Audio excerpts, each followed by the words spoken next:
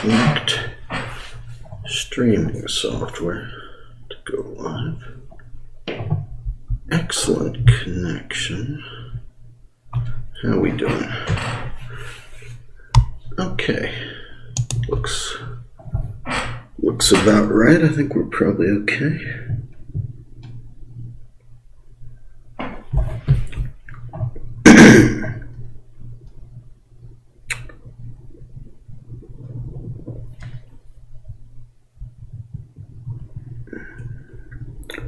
So let's continue. This might be the last day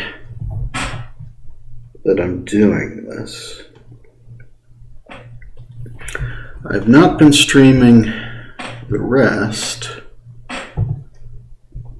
My chair is going to be creaking. This is the crap chair.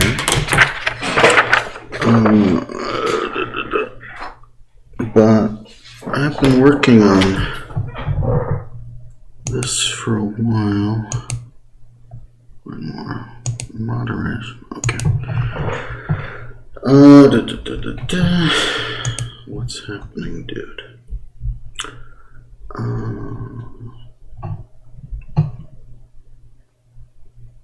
Do I actually have to? That's not very centered. I guess this is what we're doing. I have been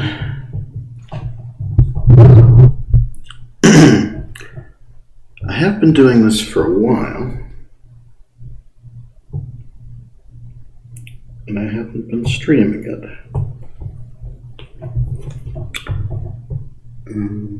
Now I am. This might be the last day that I'm doing on paper inks this week, because I need to do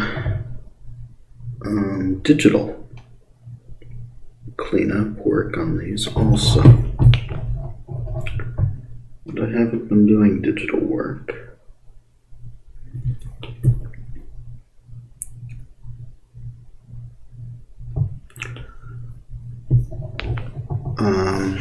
What pen am I using? I'm using a Pigma Micron 03 and 01 micro pigment ink, and a Galman tablet also.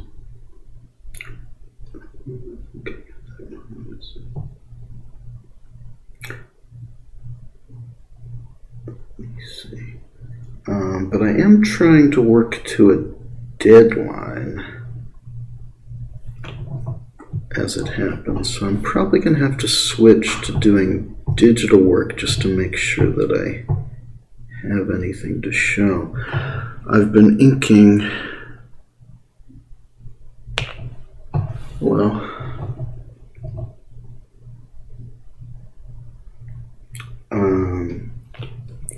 so I've been inking a bunch of material for the past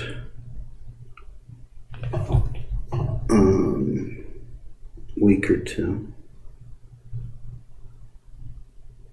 I would say the past week.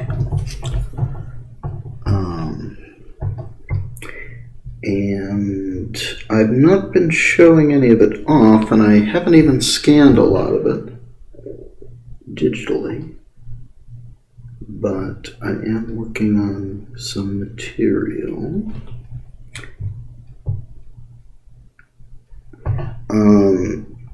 I did mostly finish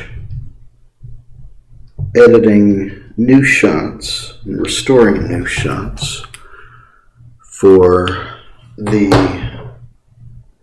okay, I got the light in my eyes, the recobbled cut 4.2, as I've been tentatively calling it. We are screening something pretty soon. Probably. I haven't done editing yet, so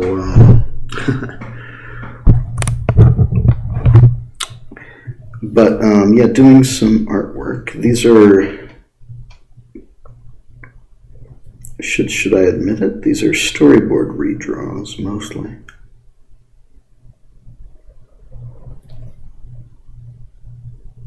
And I've been doing a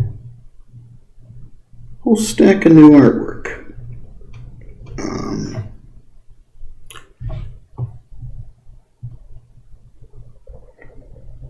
I've been a little secretive about it, so I'm not sure how much I should say, but yeah, I originally was working on a new restoration of the film, which is now basically done. There's a few shots that I've got to revisit.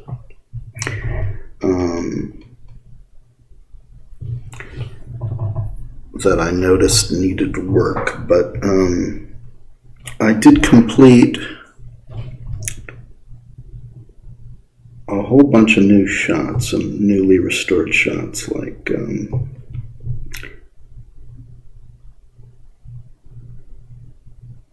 I've noticed some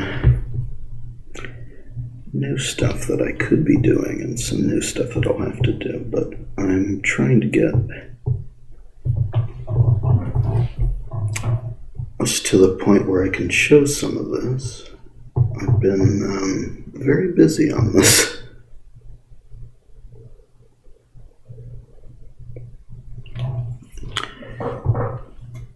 And we'll see. There's some stuff that I had hoped would happen for this, which has not happened.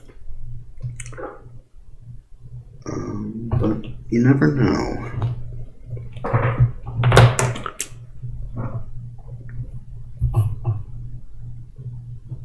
I understand the recobbled cut is screening in Seattle in about a week. So if you're in the area, you can check that out. The Northwest Film Forum. I had often said that I would not be doing a recobbled cut Mark V, because every one of the Mark versions was a significant upgrade in terms of the sources used, and no new sources have really turned up.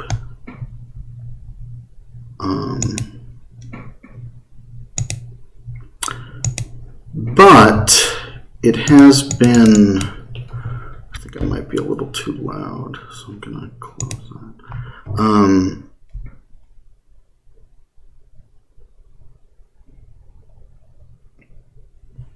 I'm not doing anything with the audio.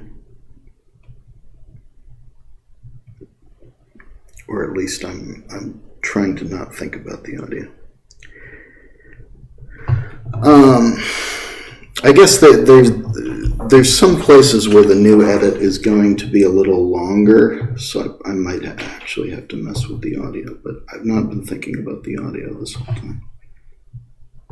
We're not like, go to Seattle just to watch the recobbled cut on the big screen. So, as you might have seen, I'd said I wouldn't do a recobbled cut Mark V because every marked version of the movie had represented a significant upgrade in terms of the sources used and the sources available. And unfortunately, no new sources have turned up in my hands since 2013 when the recobbled cut Mark IV was released. But it has been 10 years, since then, and about 25 years since my first experiments with this film. So it did seem like time to do something. I've never had access, amazingly, to any full version of the film in HD. Nobody really has. And what had happened was a couple of animators on Twitter, Dennis Van Hout and Kiko Pablo, animated a couple of new shots for the film. And so I wanted to incorporate those into the film. So about a year ago, last February, I did a new edit of the film, which I never released at the time, called the Recobbled Cut 4.2, early version of it. And I kind of got burnt out. I did a new restoration of the Thief in the War Machine HD sequence that I restored it over those couple of months. I think from that November to that February or something. Did quite a bit of work on that sequence. And I didn't release it. I think I kind of got burnt out on doing that work, and I put it aside for a while. And then I came back to it. Now that version of the cut does exist on the computer in the other room here. And nobody's ever going to see it. Because I went ahead and did some more work. I said, you know, if we're actually going to make some changes to the cut, I've now, unfortunately, I was talking to Jason Scott, who runs archive.org, and I've lost access to my archive account, unfortunately. So that's a thing.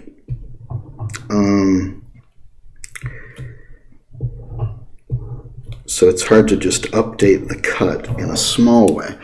But I decided to, I'm quite fond of Raggedy Ann. It's not as good, as you say, but I'm fond of it. I've gotten a little bit ambitious, I suppose, wanting to do a little more. Just wanting to do a little more with it.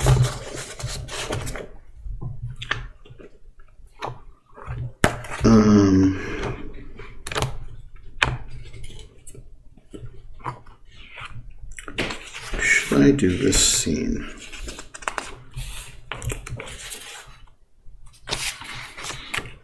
Should I do this scene?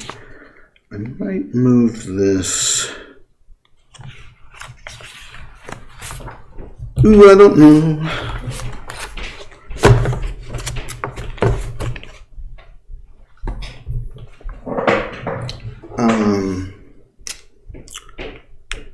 Do I prefer the little island or love me, love me, love me? I prefer the little island. I think it's interesting. I think it's an interesting little film.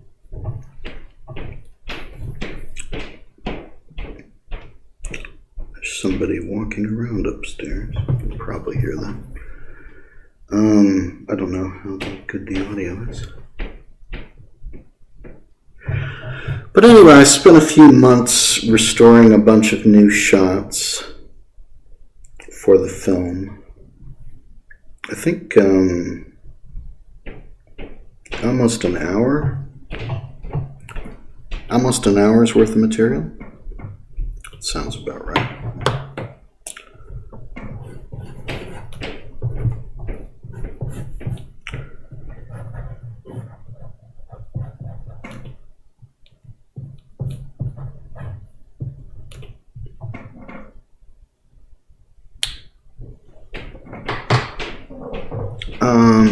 Yes, there is a trailer on this account a call for artists with where I leaked some of the new animation. I was hoping we'd have more done by now, but it's been mostly me. I'm really going gung-ho ahead with, I've been inking a lot of artwork. And just The Thief and the Cobbler and Raggedy. Well, I do recommend A Christmas Carol, won an Oscar.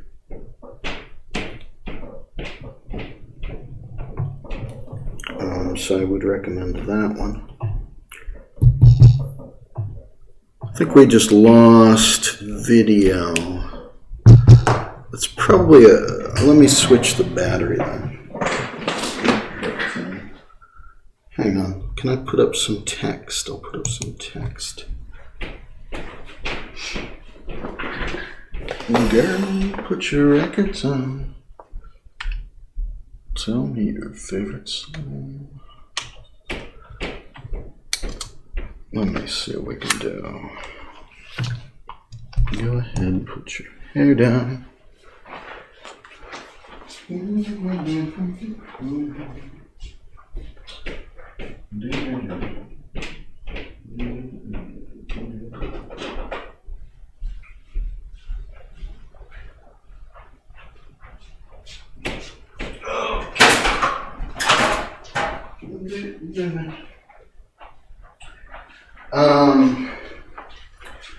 So I don't know how much, I'm being pretty overambitious here, and I don't know how much we'll actually be able to accomplish, but I am doing some new artwork.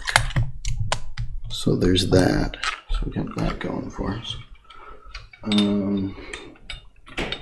We are back on. How's that?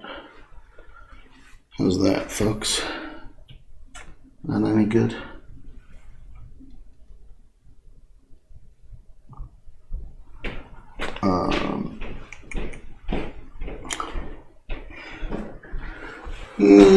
Put your records on.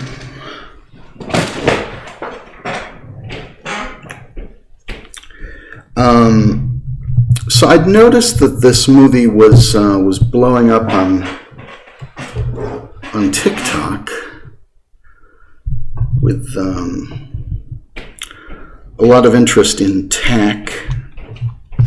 So where can I put this microphone that it won't be? I want it to be a little closer to me. So I got in touch with a couple of fan artists, and I put a call out for artists. The trouble is we don't have any money.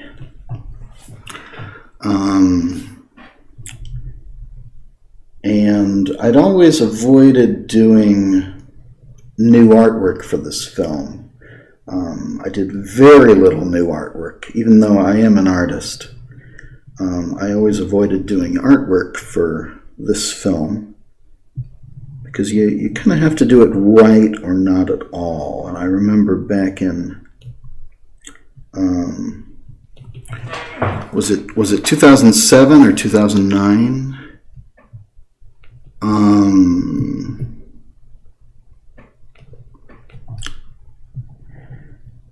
I had the exact date. I attempted to do a scene, to redraw a scene of Princess Yum Yum, and it wasn't very good. So I didn't do any more of that.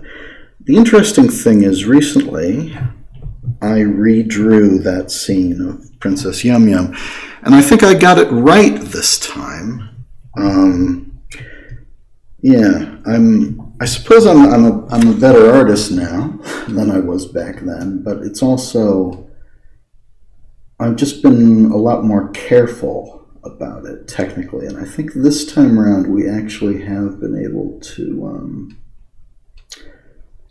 recreate some scenes from the storyboards pretty accurately. So we'll see how that goes. I don't want to be like, you know, you don't want what you're doing to be worse, right?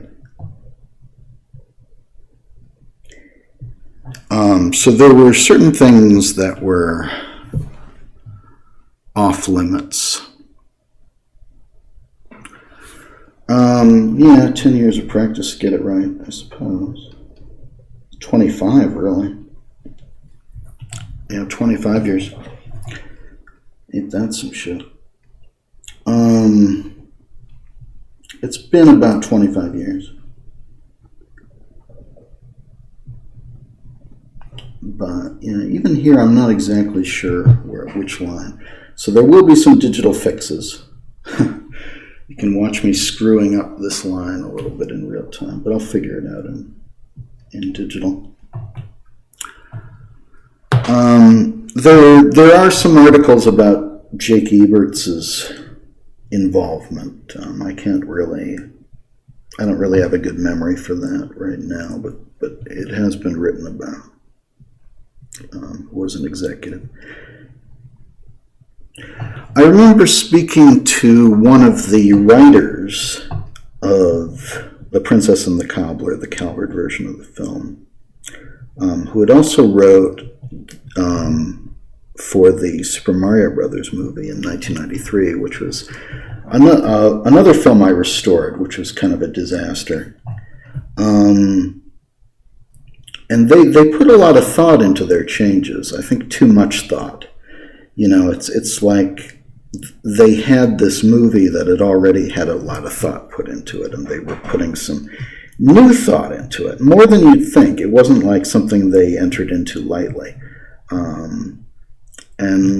But, you know, that's not always a good thing, and in this case, they really should have left it alone. At any rate, I formed a small team that I hoped would do a little more footage, and we haven't really done much yet, like the team, but maybe. I'll give them time. But myself, I was doing a new restoration of large sections of the film. Oh, I still have that text on. What the heck? Sorry. So it's hard to do all this at once.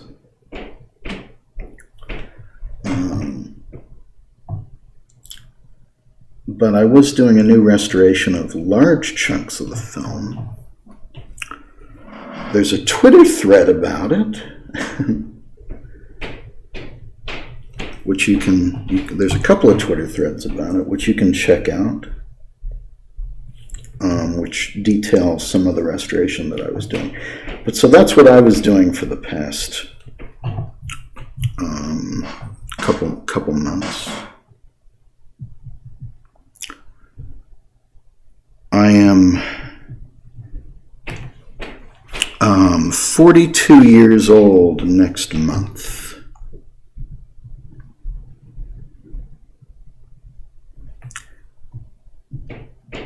And it has been 10 years since the recobbled cut Mark IV, and about 25 years since my first experiments with the film. So we wanted to do something a little special. There's still a few shots that I'm going to have a look at. But at a certain point, I finished restoring. Thank you. I finished restoring a bunch of material for the film, and I haven't actually edited it together. But there's a new version of the film that sort of exists.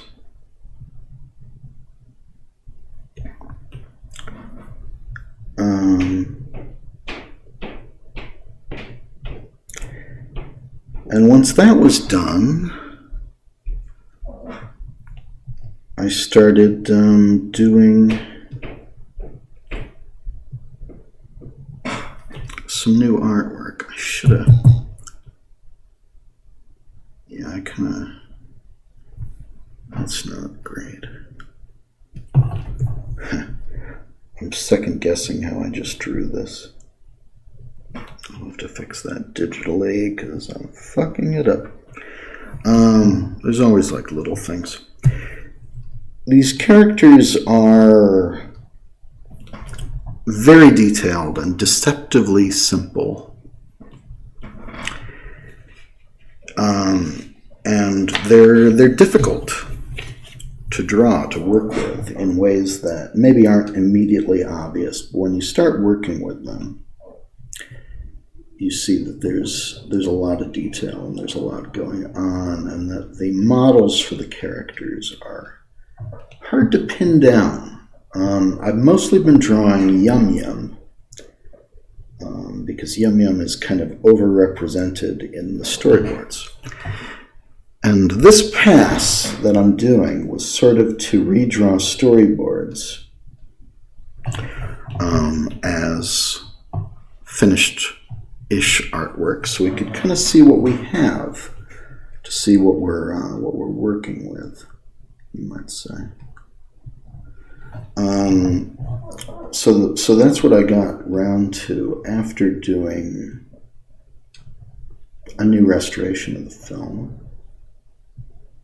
But I was also hoping to get some donations so I could pay people to do some additional artwork.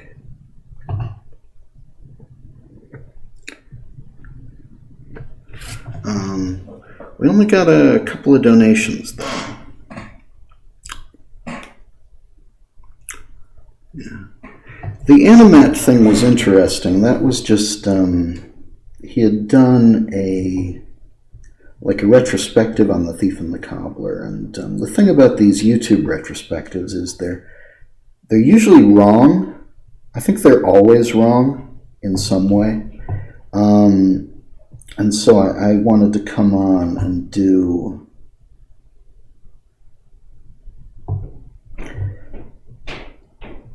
to clear up some common misconceptions, which just wasn't unique to Animat, but was something I wanted to clear up. But it gets a little frustrating.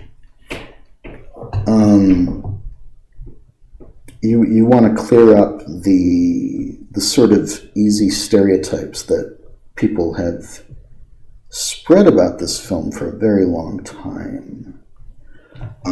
Because it's a complicated story and people like to reduce it to something less complicated. And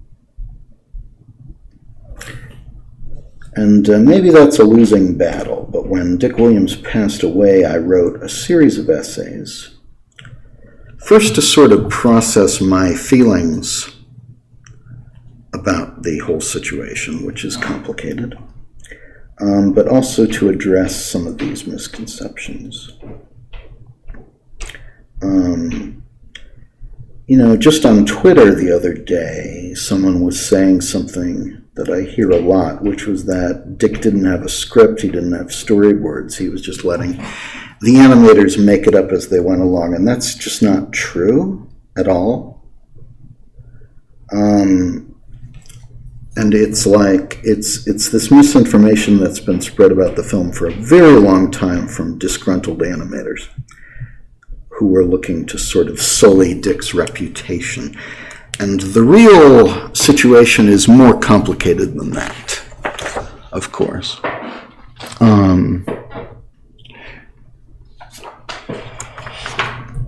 Now, Dick Williams storyboarded the film in an earlier form originally. It was originally a film called The Amazing Nasruddin, or The Majestic Fool. And that film was storyboarded out in full, and for much of the pre-Warner Brothers production, Dick was still using those old boards. And when I'm researching the film, I constantly come across those old boards. And it kind of makes sense, and he was secretive about this because they were old boards that he wasn't supposed to still be using. They were lower quality. Lower quality artwork for sure, and represented a different film which Dick wasn't supposed to still be making. But since Dick didn't really have funding to make The Thief and the Cobbler for most of that time, he was still largely working from very old storyboards and being a little secretive about it. So that's how the rumor started that there were no storyboards.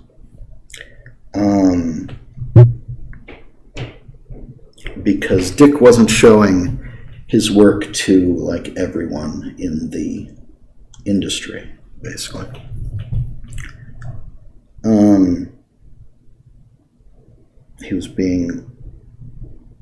He was keeping it to himself at a certain point because he felt he'd been ripped off quite a bit by the industry. But then this gossip went around that he wasn't using storyboards and this and that. And he did storyboard the Warner Brothers version when that was in production around 1990, 1989. He did a whole new set of storyboards in a matter of like a couple weeks. And that's what we work from now.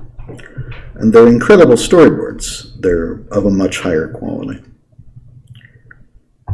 And that's what you see for about 10 minutes.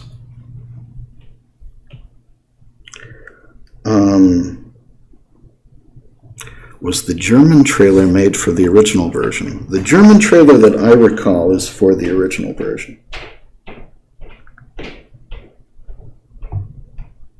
Der Dieb and Der Schuster.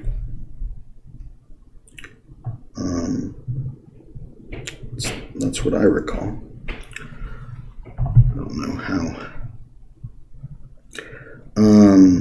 But the script was in place by 1980, and find me another movie where the script is in place in more or less final form 10 years before production starts. You won't. So it's, yeah.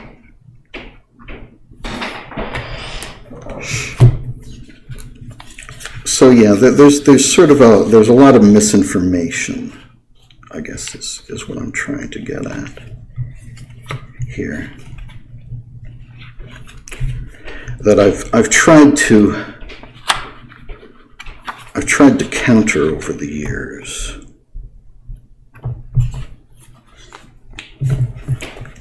With what I'm doing. But people don't care. They'll make snap judgments regardless. But I do try to stem the tide of very old gossip.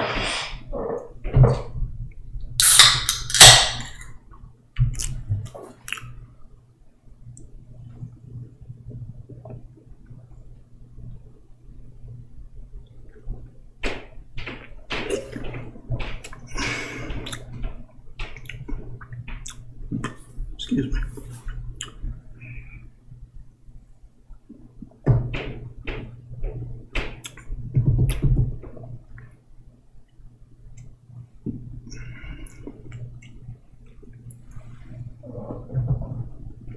Okay.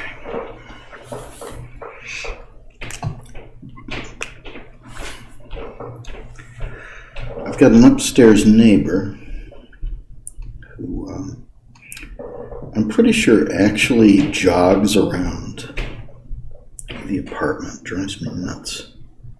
I don't know if you can hear that, but I sure can.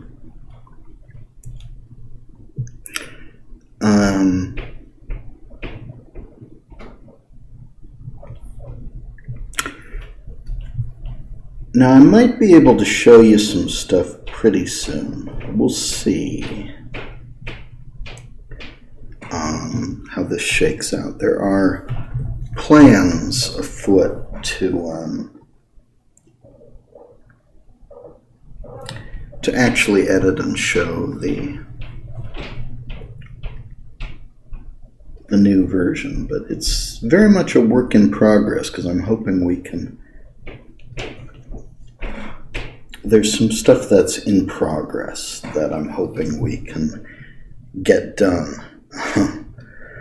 I've started a ton of stuff. I'm being overambitious. But there's also some other people who have started stuff for us that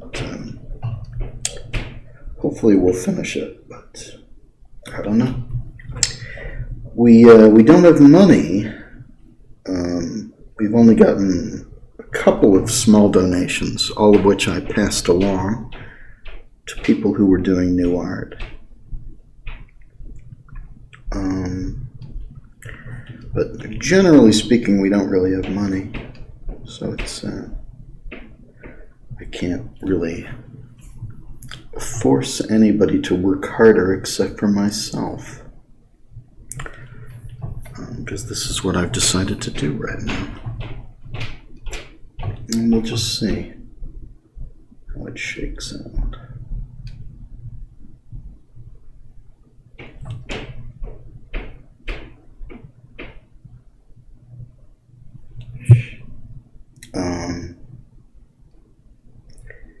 But I was working very hard on a new restoration of the film, which you can find more about on Twitter, and I'm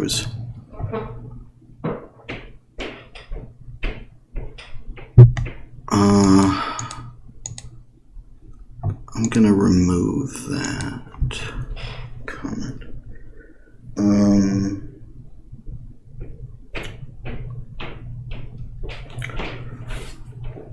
Just let's see.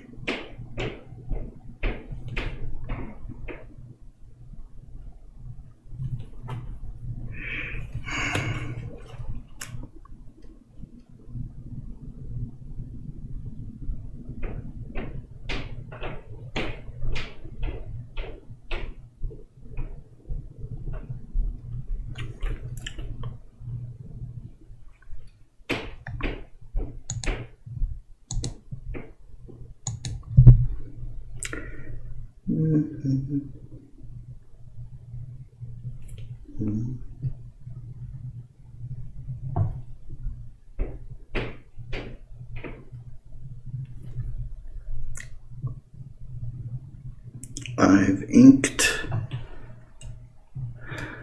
about 100 pages of material lately.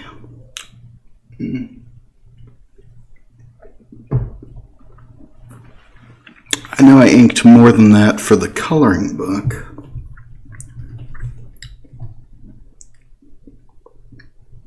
At the end of last year. And doing that much inking of material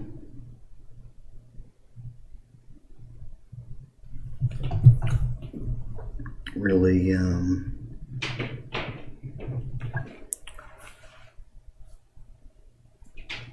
helped me become more comfortable with inking material from this film, I suppose. Largely, I was inking surviving pencil drawings or other like surviving material. So that helped me become more acquainted with how the characters are supposed to look, and helped me feel that I could pull it off to a reasonable standard.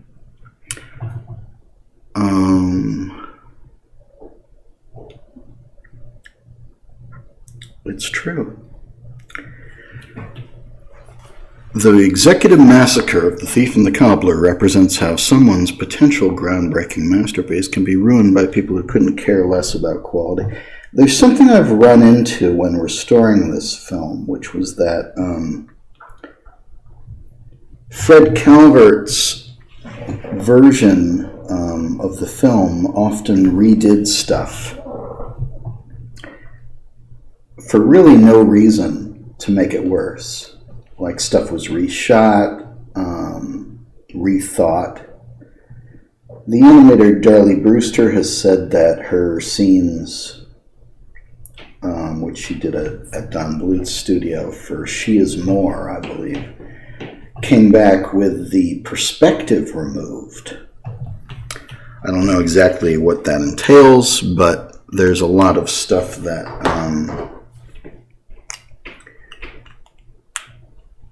I often run into an issue where in the Fred Calvert version something is reshot and some complexity has been removed from it. And it's frustrating. Or something was reworked.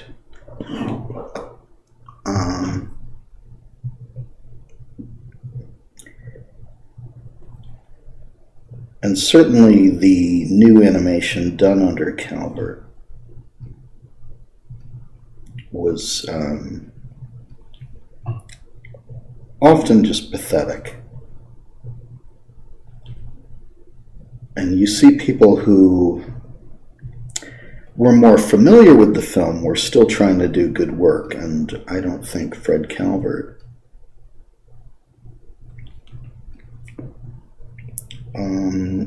was shooting for that overall. I think stuff. If you look at the Calvert works in progress, which we have a few of now, God help us,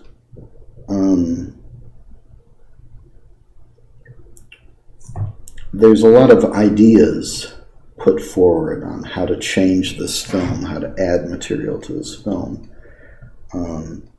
all of which is not good, but in the end, a lot of it never got animated just because of because it was cheaper to not do it, really.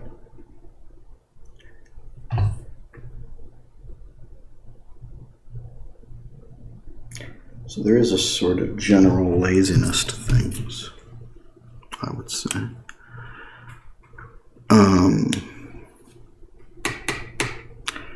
Some Williams shots on ones appears on twos in the Calvert cut. Indeed. More traditional movies.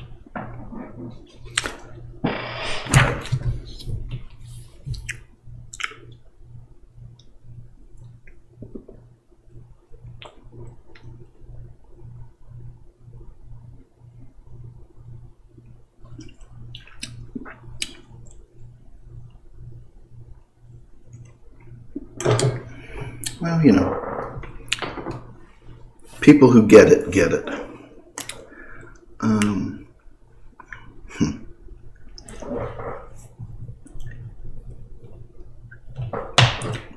You might notice that this is a little blue pen, a Statler blue pen. I'm using this to make some additional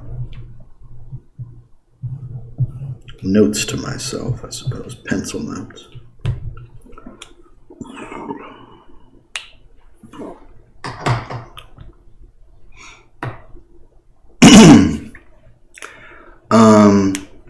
You might notice that all the pencil work, this is digital pencil work that I did, and then I printed it out in blue. It's a very light blue to the point where I can't really see what I'm doing clearly when I'm printing it out, interestingly. Because if I can see the blue areas clearly, it's way too dark. And I have printed stuff out too dark before. I don't know how good a job I'm doing on these hands. I reserve the right to correct these in the future, maybe. I'm making little minor little minor mistakes, which will then be corrected digitally. But I print these out. I've got a Galman drawing tablet, which is like an inexpensive drawing tablet. And it does have a monitor, like a Cintiq. I don't actually use the monitor usually, because I don't really need it.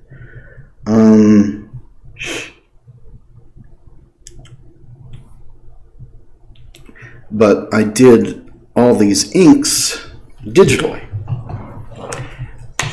And now I'm doing, so I did all the roughs digitally, I mean.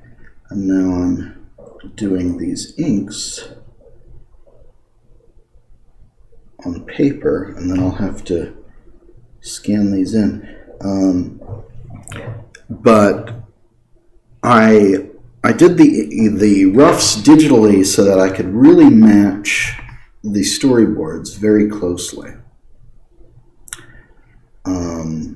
Because if I just printed the storyboards out onto a sheet of paper, which is something I did a few times, you lose a lot. Like during the printing process, there's a lot of like subtle detail that you lose, which would be more visible in the original digital file.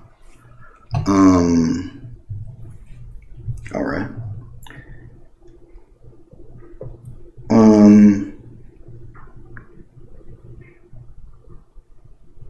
And then I printed out blue so that I don't have to, I do have a light box here, but I don't have to have a light box to ink this stuff. I can just ink over the blue line,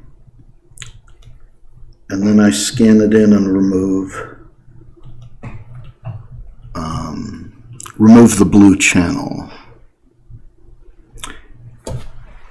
My opinion about Fred Calvert is, I believe he had an ego. His own animation studio had fallen apart before that, pretty disastrously. He was a guy who'd made a lot of bad animation.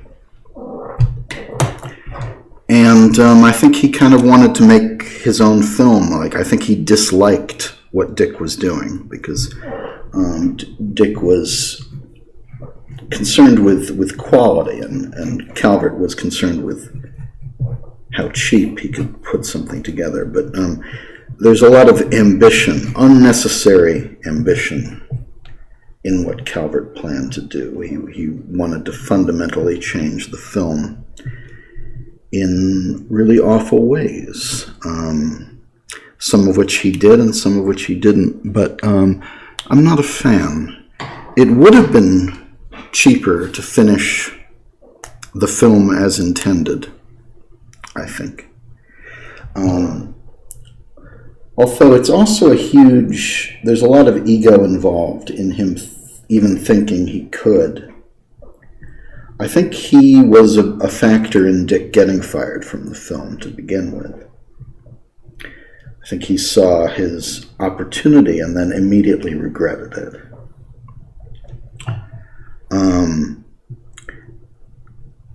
I don't think he had any respect for the film and what Dick was doing. And a lot of people didn't, I'm afraid.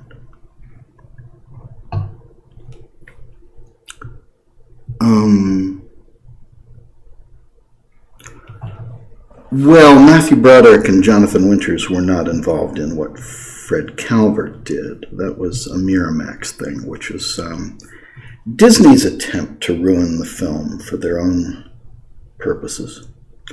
Harvey Weinstein, who ran Miramax at the time, used to be sort of the mafia godfather of Hollywood. He I believe he's gone to prison now, not for that, more for all the sexual assaults he did, but scary fellow at the time. We're at a point now where it's possible that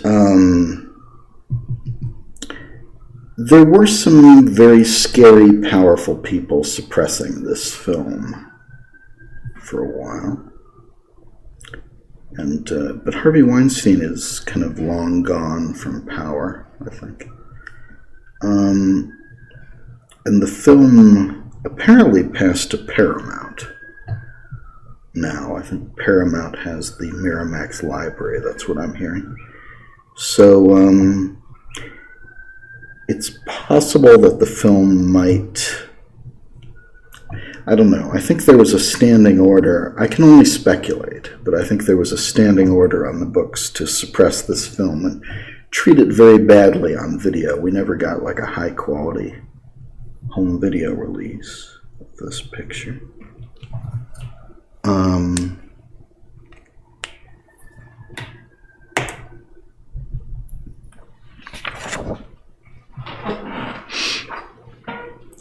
And we still haven't. So, I don't know.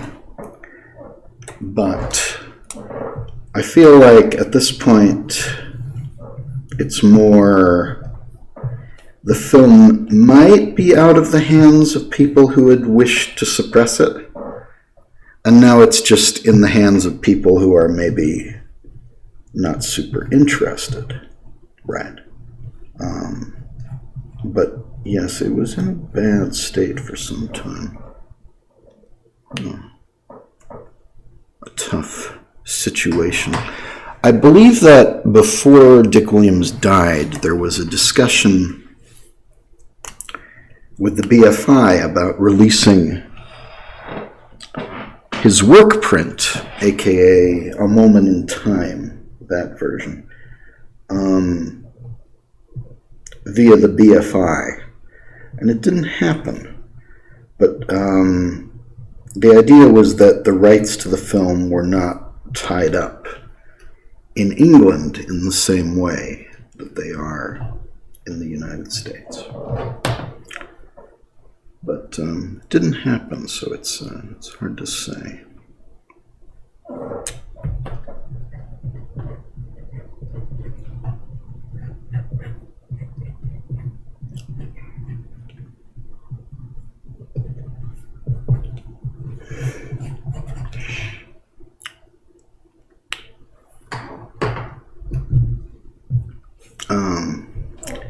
As for Mark 4.2, the new shots exist as a reel,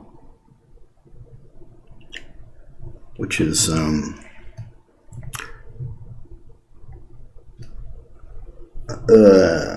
think it's about 50 minutes of material, like almost an hour of material. I did a lot of work on the new restoration, but it's not edited together yet. And I told myself that I would see what I can get done in terms of inking artwork up till about the 23rd, and it's the 22nd now.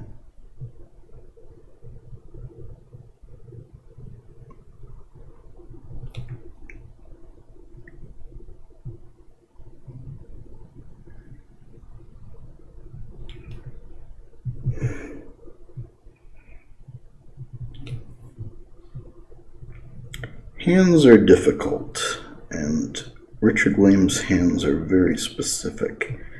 And the storyboards are sometimes a little bit vague about how this stuff should actually look, but we'll see. Does this feel like exact?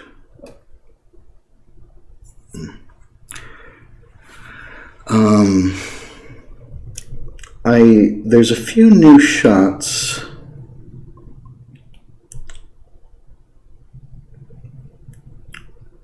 that I might also have to have a look at for restoration, but I did quite a lot of new restoration.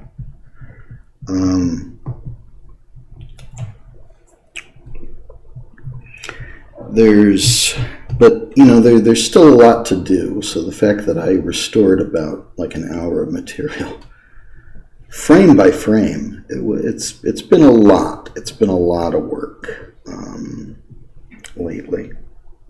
I don't know how else to put that. And there's a few shots which I've thought of since, which I've got to have a look at.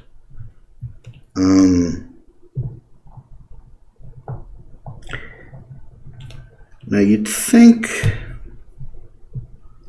yeah, the storyboards can be a little vague about what needs to actually be drawn, and I think I've screwed up by having that there at all.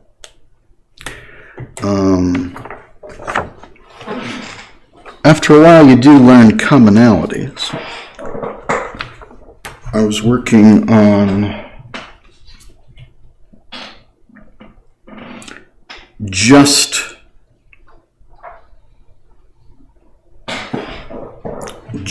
Princess Yum Yum for a long time.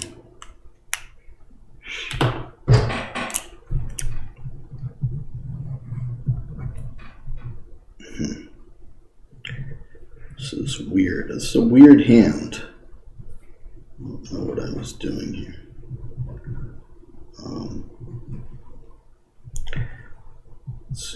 It's traced directly from Dick Williams, but let's see if we can simplify it a little bit.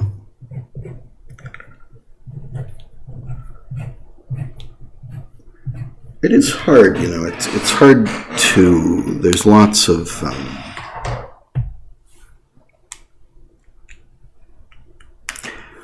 Why would the Cobbler have won more line?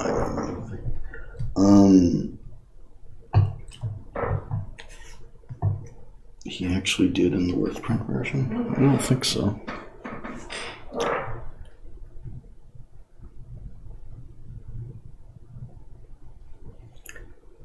Don't think so.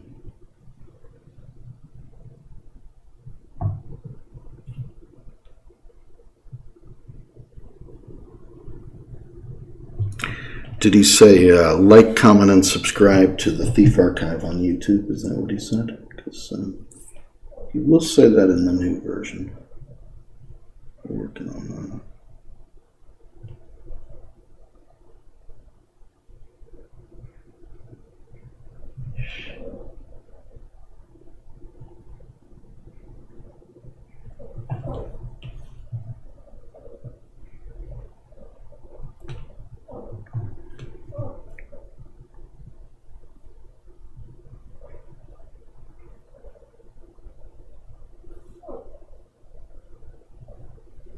Forgotten what I was talking about now.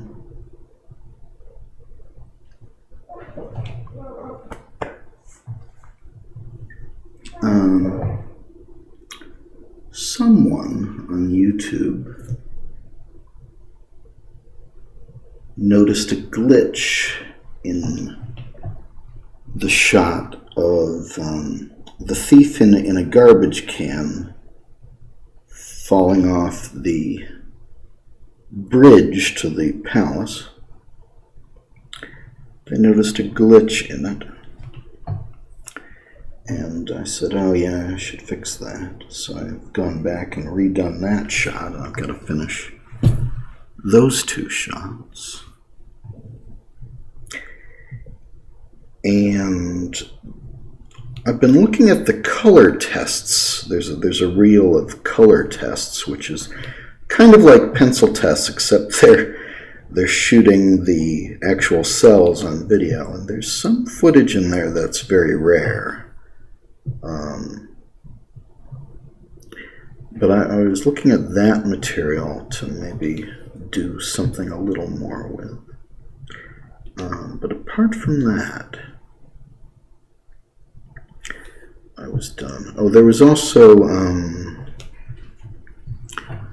a scene where I had to add some flowers in the background.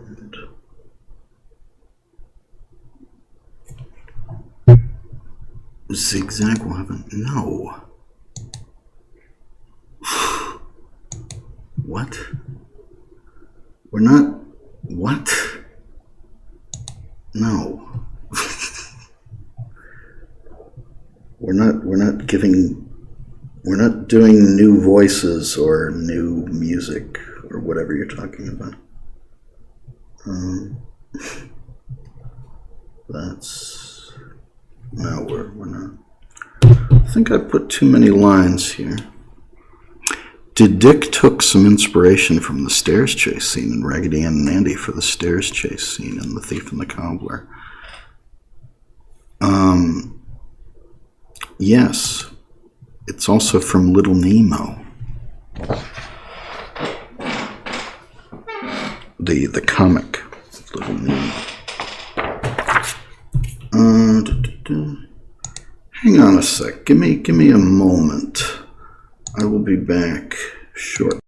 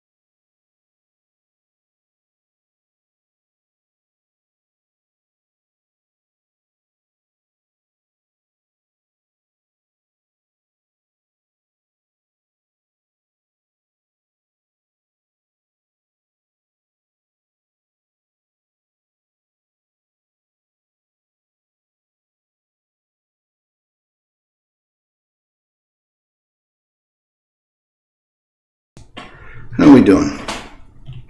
How we doing? How's the sound? Wondering if it's too loud. I have no idea. I'm sure it gets into that territory. Let's take it down a little. 10. There.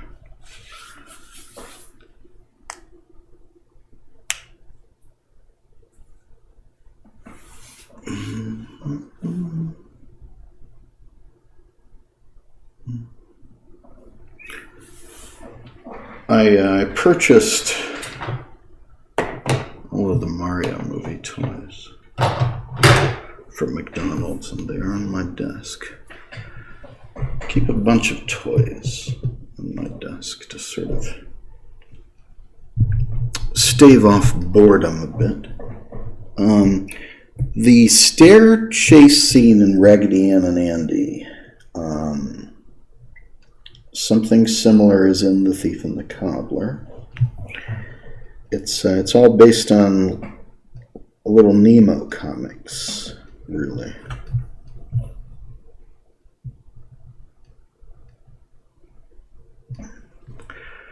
You can watch the Raggedy Ann stage musical, Ragdolly, here on this channel also. Who voiced Ziggy in the Ziggy cartoons? I don't know.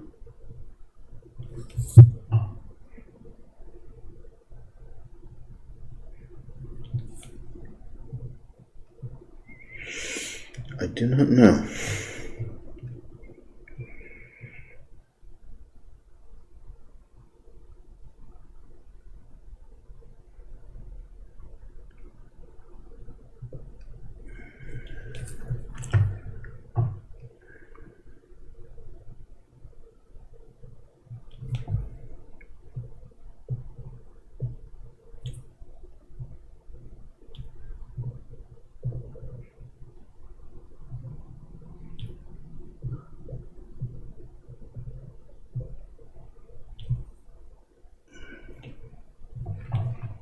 Sailor and the Devil, or most of it, is a film by Errol LeCain, the background artist of The Thief and the Cobbler, whose work you can see right to the right of me right now. Sailor and the Devil is on this channel, or most of it is. You can see a restoration of it from VHS. A better version of The Thief and the of The Sailor and the Devil exists at the BFI. They've not released it to the public, but it exists due to the efforts of another film restorationist. And you can look that up. There's an article somewhere about how a different film restorationist tracked down a copy of The Sailor and the Devil with the help of the BFI.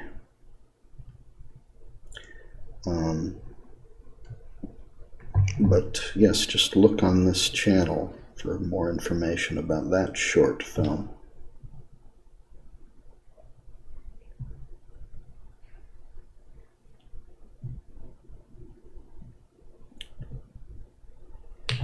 In a early 60s documentary about Richard Williams, you can see Errol LeCain working on that short. Errol LeCain was the original background artist for The Thief and the Cobbler, developed the visual style behind the Thief and the Cobbler's art style, and was also an accomplished children's book artist. If you ever want to look up Errol LeCain's children's books, they're quite beautiful.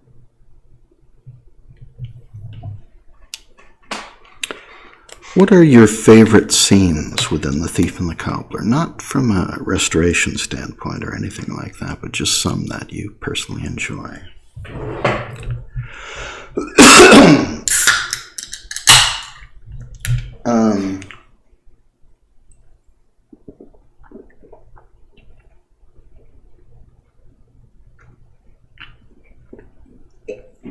Pardon me for drinking a little bit of soda. I'm a great fan of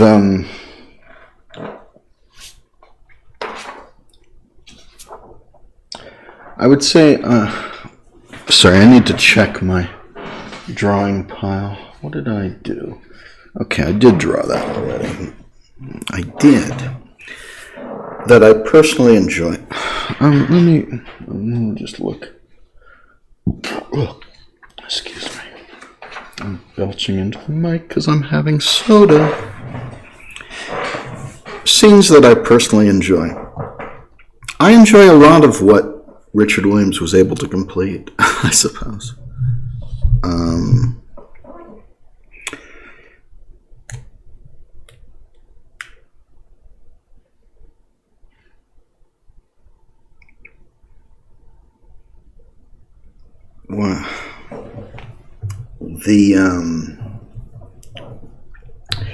Over the years, I've found a lot to like in the little moments of the film, and revisiting it recently, I would find it hard to play favorites because there's a lot of interesting stuff going on in the film on a lot of levels, on a technical level, on a visual level.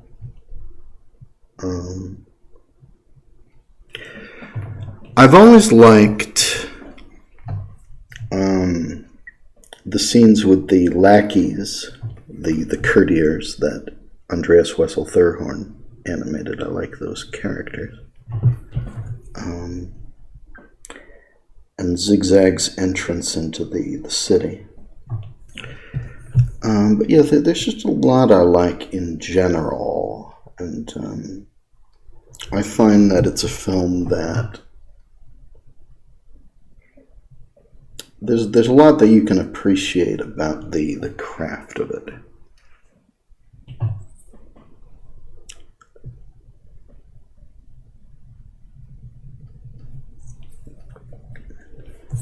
And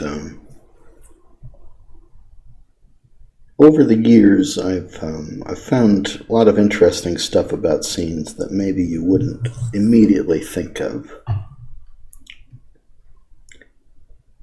with this film.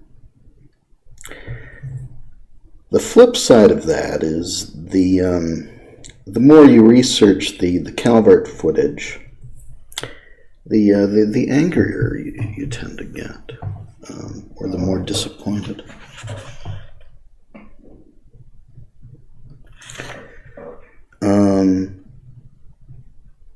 Because you find that there was stuff that was finished as pencil tests or even as color, which then got redone and made worse for no apparent reason.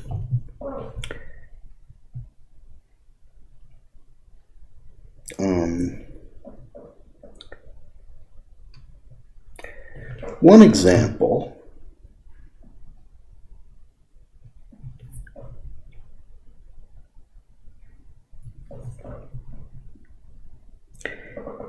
there's a scene where the king says, "Magicked the witch," and he snaps his fingers. Now that scene was finished in color by the time of the Calvert work in progress, and Calvert reshot it to remove a zoom in, a camera move.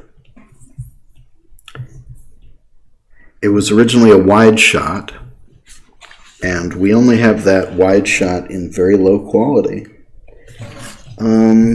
Because for no apparent reason, Calvert reshot it as just 2 close-ups in a row. And this was a scene that I recreated for the recobbled cut. I recreated the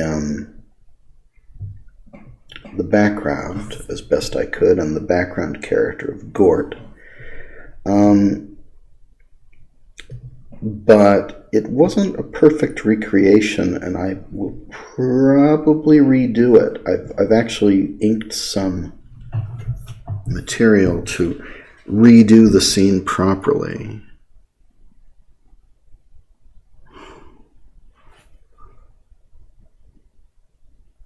Okay, can you stop being weird in the chat? Thank you. You're not being that weird, but you're... Oh boy. Okay.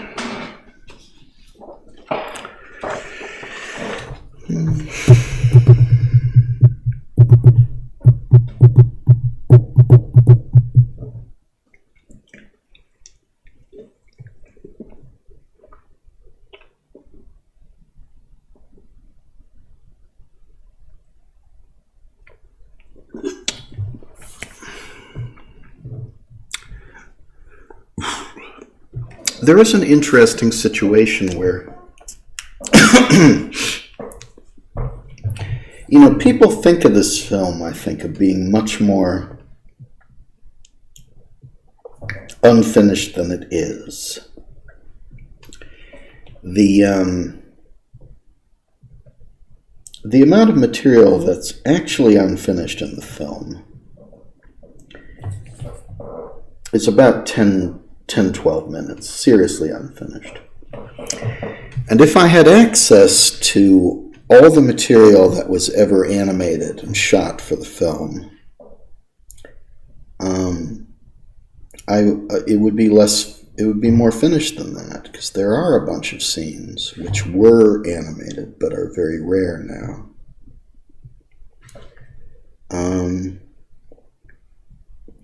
Some of which we recreated for the recobbled cut, even though they existed at one point and are in a version.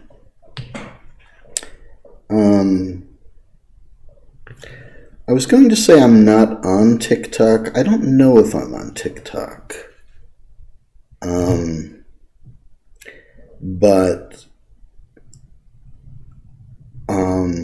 I haven't had any luck when I've been involved in other people's TikToks. Let me just put it that way. So far, TikTok has not been kind to other campaigns that I've been tangentially involved in. So I don't know. But it's also,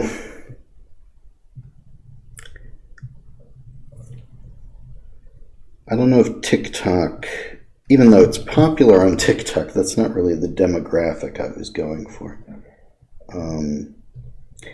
Really, I need,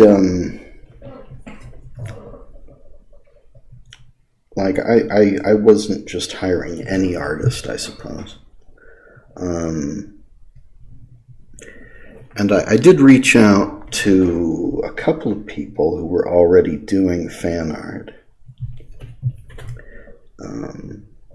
to involve them. And that was kind of my tactic for the original recobbled cut back in the day, was reaching out to people who were already doing fan art. But I think we probably need money more than we need help. That's not true. That's not true. Because I could use help with coloring and stuff like that. That doesn't require quite the same level of skill. But I think that sometimes people overestimate their skills and what they'd actually be able to do. But it's also like, I put out a call for artists on this channel on YouTube. And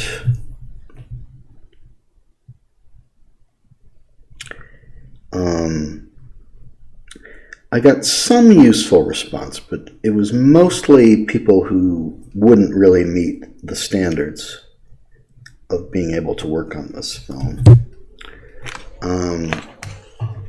And I think we could have used money more than that. You know? I think it would also raise a lot of questions if we raised money, but money to be able to pay a few people who are good would have made a lot more difference, I think. If we were actually doing this for real and finishing it in full, basically you just need money to hire a few professionals. And we do have some professionals on the team, but I suspect that if I had money for them, that would be more motivating. But I'm not really on TikTok because I'm 42 years old.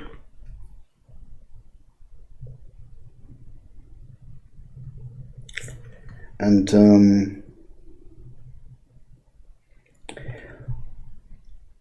I've worked on projects with people who were trying to get attention on TikTok, and we weren't able to, but I do hear that this film has done well on TikTok, or at least that Thief and the Cobbler has. To call professional artists off of TikTok, I don't think is the best idea, although I think I could use colorists, and if people aren't too childish, I think they could probably help to an extent. But to get professional artists, I would need money, really. There's a lot of people who...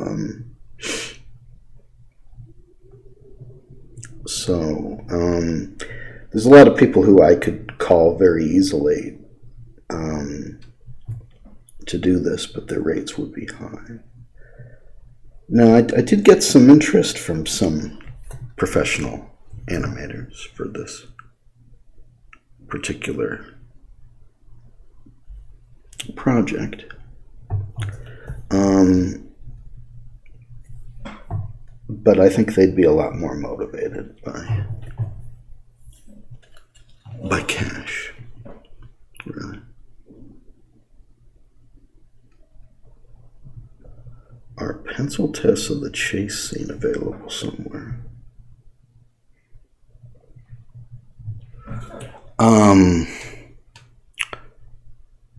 They're probably... I'm forgetting. Okay, are you trolling? Seriously? Are pencil tests of the chase scene available somewhere? Possibly. It might be a little too old to appear in the reels. I'm forgetting. I would have to check the reels. There is definitely... There's a color test from the chase scene. There's a couple of color tests from the chase scene of the ending of it. And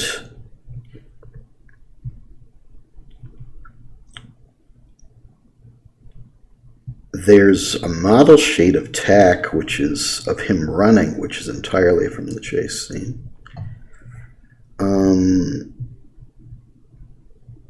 Which is in the scrapbook collection, the Thief from Andreas Wessel Thurhorn's collection of artwork that he kept. So we do have material. I don't know how good this hand is, but I reserve right to redraw these hands if we ever figure out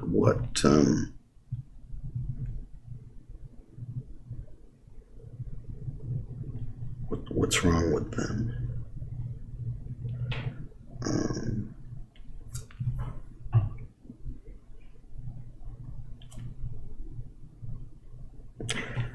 Dick Williams was a great believer in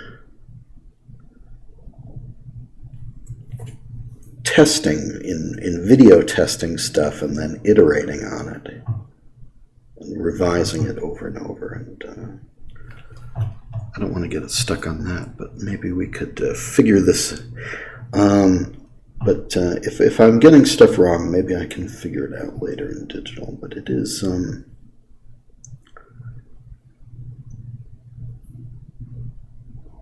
these scenes are deceptively... They're sort of simple, but they're very complex under the hood, and it's a little hard to...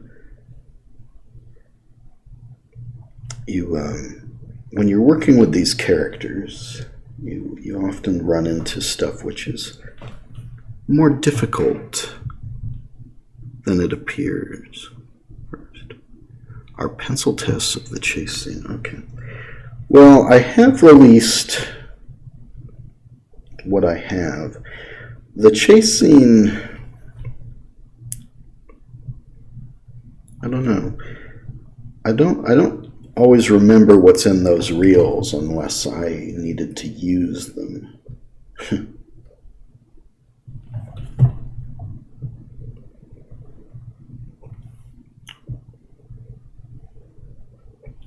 like some of those, someone was saying there was a pencil test of some mountains behind the War Machine, which I needed to look at, and I still have no idea what they actually meant, because I can't immediately find. They were saying it's an hour in, and I don't know an hour into what, you know, because my copies of the pencil tests aren't broken up like that. They were looking at some kind of compilation, right? And I'm just like, I don't have a compilation that's an hour long here. To ask for donations through Patreon and such on TikTok. Yeah, I don't know.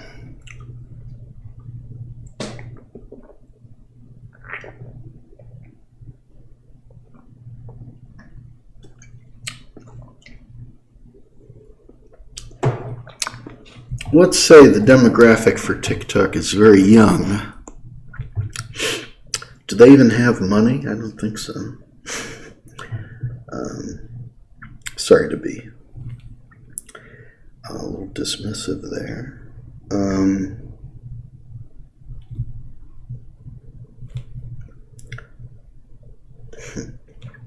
See, this shot that I'm inking right now, this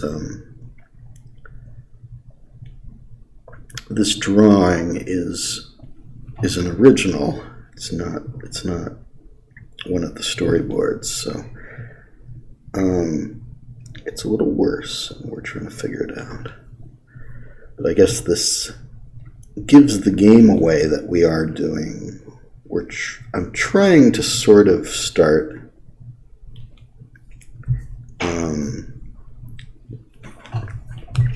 mostly redrawing storyboards, but also, yeah, see, this is, what if I did it more like this with like a shorter, might be a little better anyway.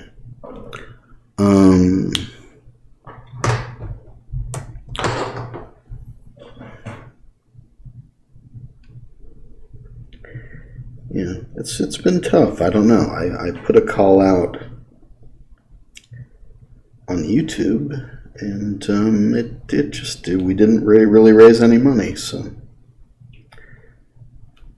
it's just me, folks. It's literally, it's not just me, because we do have a team who've done some stuff, but it's basically just me because we don't have money. So I don't know.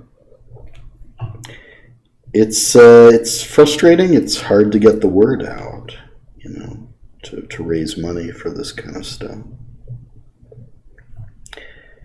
I was seeing a comment on YouTube today. Someone was like, "Oh, they should finish this movie properly with full animation and this and that." Like, I replied, because I was like, "Who do you think they are?" You know? Like, who would they be in this dream scenario of yours? Because the rights to this film have always been, at least for a while, have been owned by people who did not want the film to be released in any serious way. So when you're talking about they, unless you're talking about me,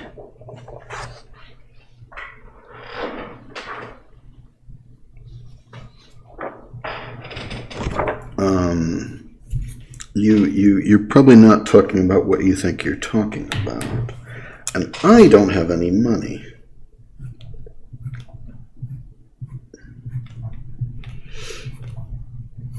I remember I was on the phone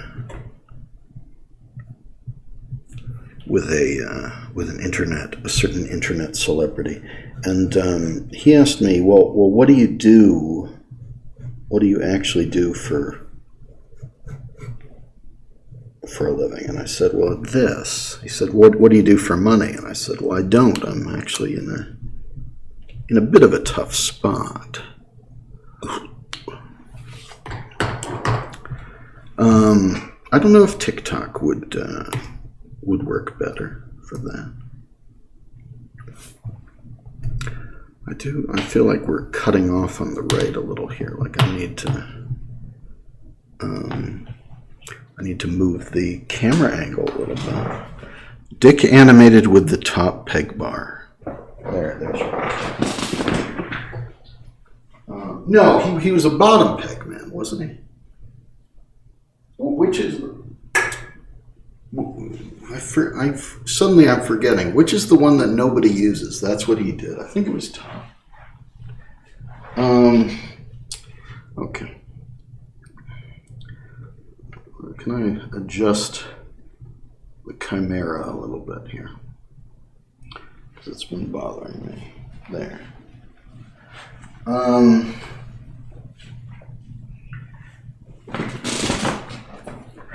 So I think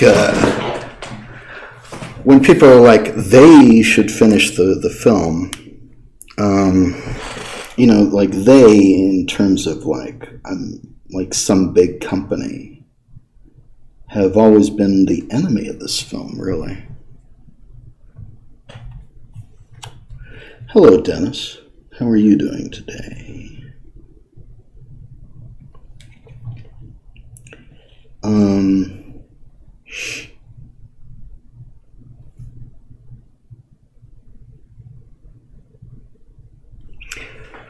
Like, I'm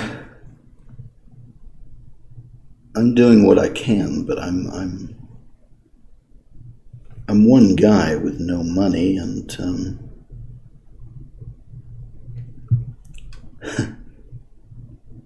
it kind of is what it is. When people say they should do this, it's like I don't know that anybody,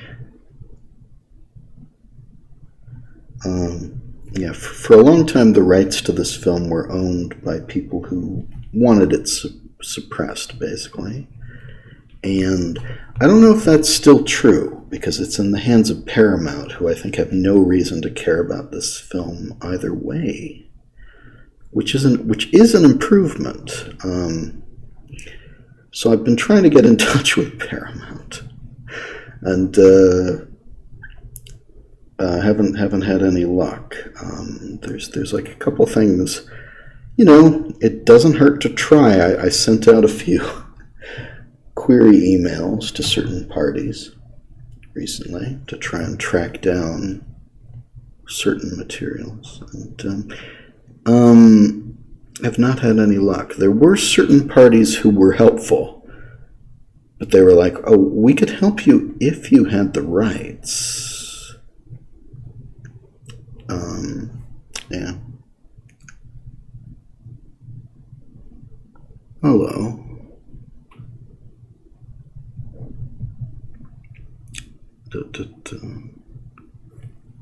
Animating. Okay. Well, we'll see how that goes.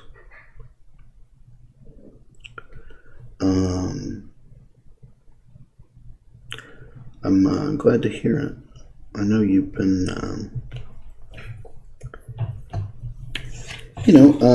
at this stage, you've got a lot to worry about. So I didn't want to distract you with animation, but hope you're getting some rest and doing well. Is Raggedy Ann and Andy: A Musical Adventure ever going to get a DVD and Blu-ray? No. No, it's not.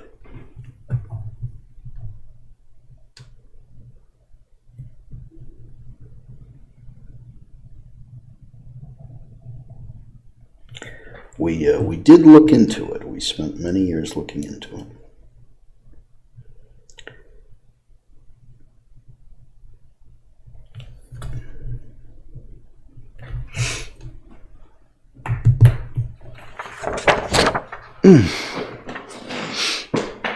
Okay.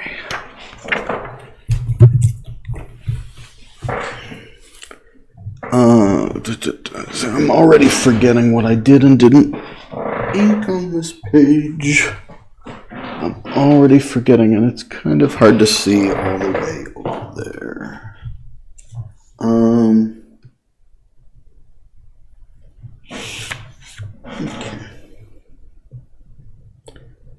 Okay.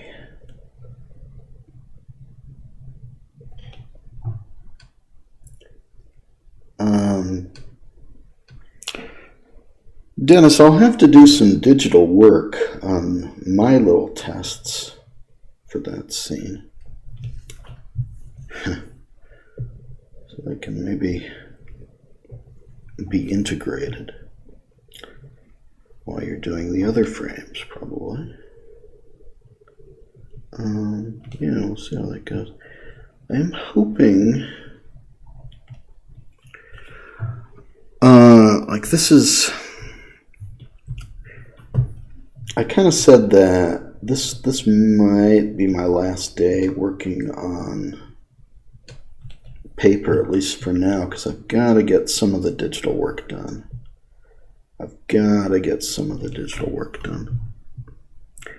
And there's even some shots I've got to go back to for the restoration.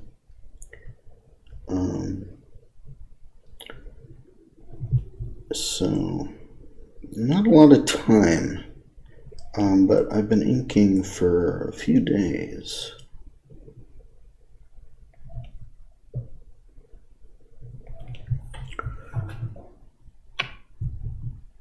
Am I animating the scenes that were pencil tested? No.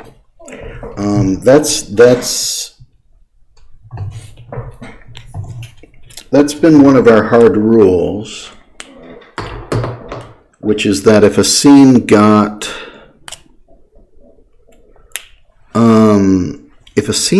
to the point where it was pencil tested, we're not going to touch it, because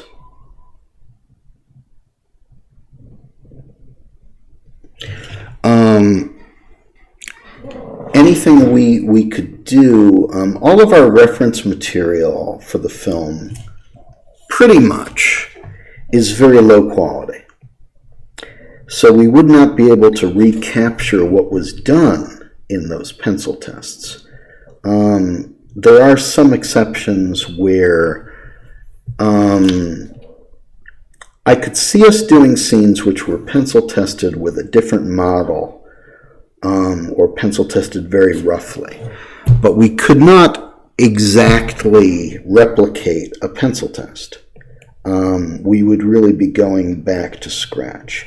Now, there are some cases where we did do this, where material is, I think, in general, some of the shots we've done are shots which did get pencil tested at one point, and we're just saying, well, fuck it, we're doing it anyway. But something that got like a final pencil test in the work print is generally something we would not be touching, because you could not replicate that.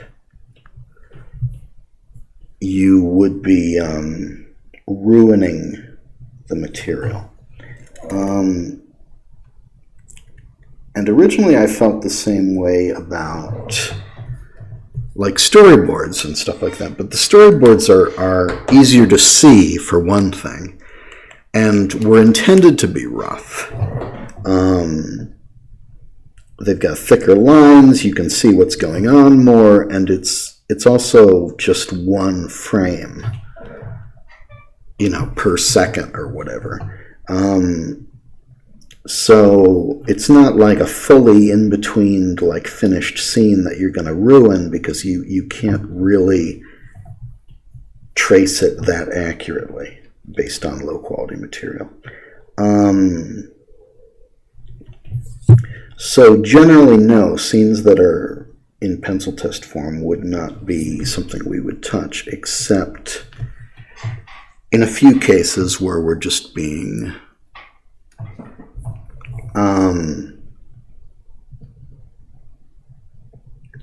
I guess stubborn. because there's a few shots which are pencil tests in the or only appear in the Calvert works in progress, or in like the Karamitis cut or something really low quality, where we don't have high quality access to the shot, and it was like a short shot. So the shot of the brigand getting poked in the eye by Nanny is something which does exist as a pencil test in the Calvert work in progress, but really low quality. But that was something that we ended up redoing for the original Mark IV recobbled cut. Chris Fern did a version of that. But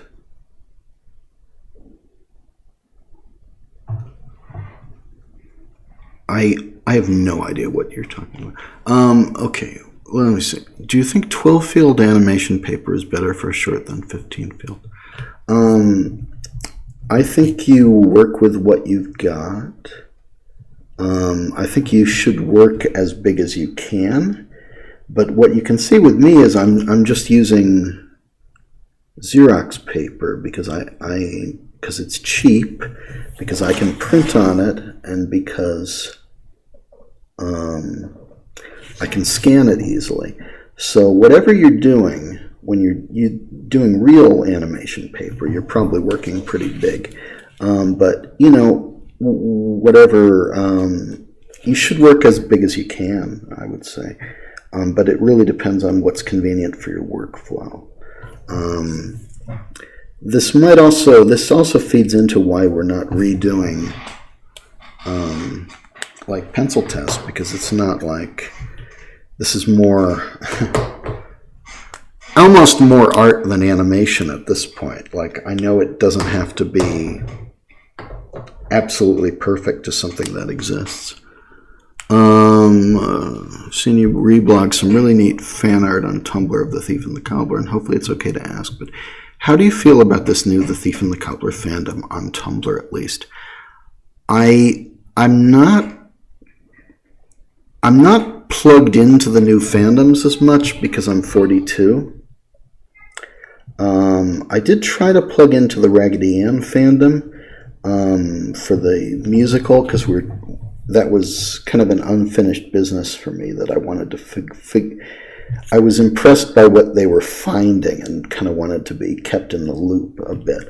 But, you know, just out of being 42, I'm not really plugged into fandom culture. I see some stuff on Tumblr. I see some fan art that I don't like, that I disapprove of. And I see stuff that that I like, and I'm like, you know, if people are doing fan art, they should be working for us, to be honest. A lot of times I feel, but I don't know. I'm not clued in enough if there's any issues. Should I don't know if I can resize this. I'm just gonna look at my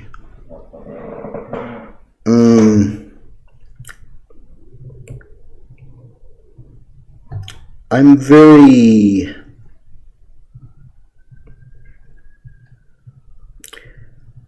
I like to be in control of what's happening, so sometimes there's stuff that makes me nervous, which I gotta keep my mouth shut about, I guess. But if people are being respectful, then it's probably fine. There's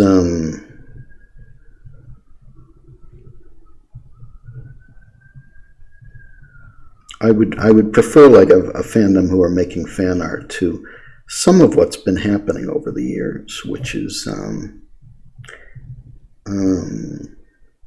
been less respectful sometimes, I guess.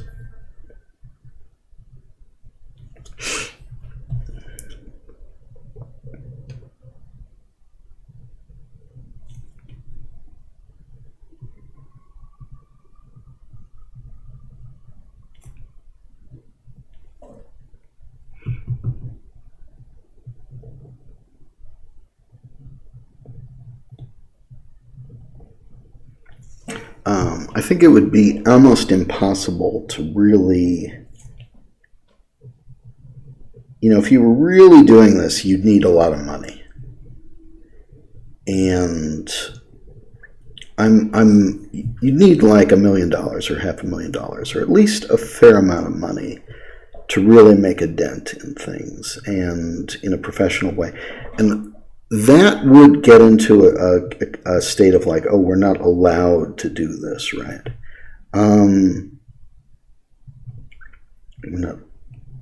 But I'm stubborn. And at the moment, I'm just kind of going ahead with no money to do some stuff which will at least make a dent in how you're looking at the film, right? But there's also the matter of, maybe I shouldn't talk about this. But there's some material that exists. Like in theory, if we did have the rights,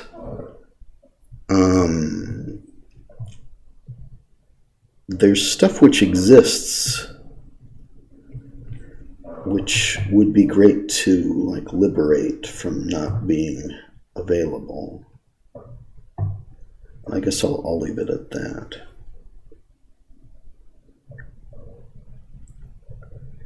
Should not get into that, but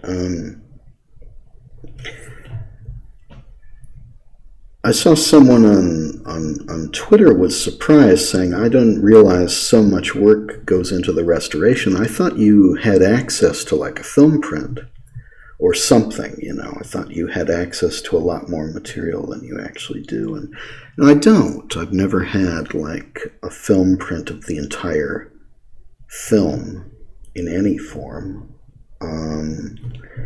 The reels that we do have in HD are earlier and very fragmentary. So I don't have like Arabian Night or A Moment in Time, and that would have solved a lot of problems.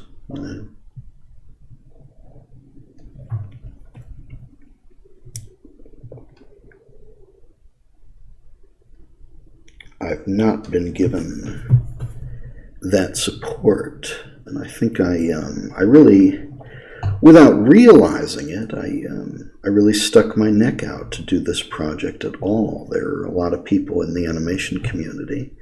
I wouldn't have known this, but there were a lot of people in the animation community who really wanted this to happen, and a lot of people in the animation community who really didn't want this to happen, for the film to be restored in any way.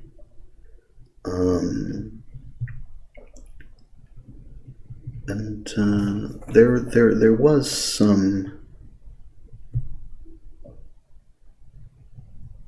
uneasiness, I suppose. But there were also a lot of people who were very happy to help and to finally see this film get its due.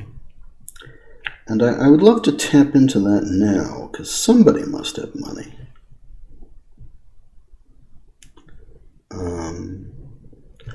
But if that was going to happen, it hasn't happened yet. I'm just being stubborn, I suppose, at this point about...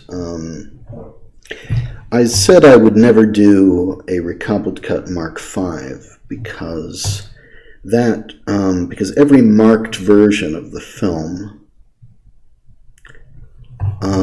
represented a major step up in terms of which sources we were using and had access to.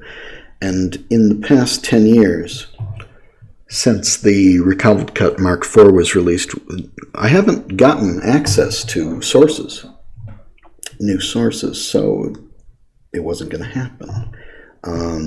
I haven't gotten like whatever official access or official feelings about this film have not changed in that time. Hello. Hello there.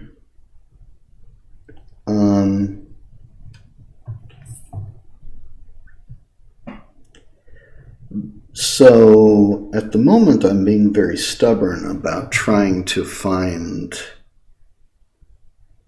ways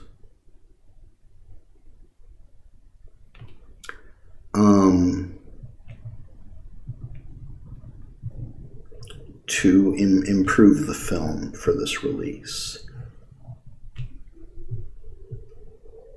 without new sources, basically.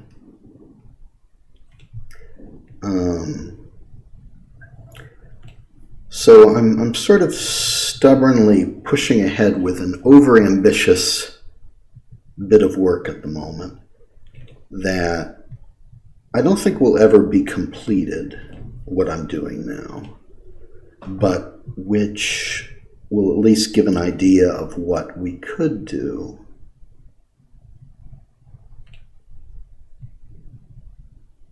A little more.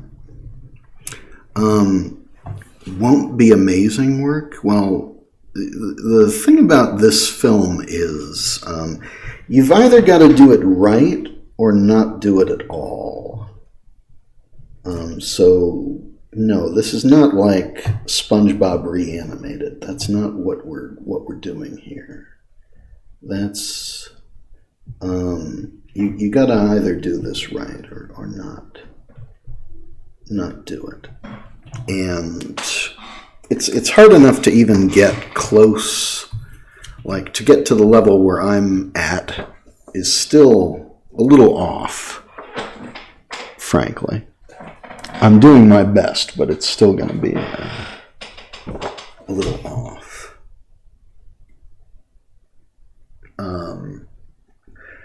But there's also the matter of these people,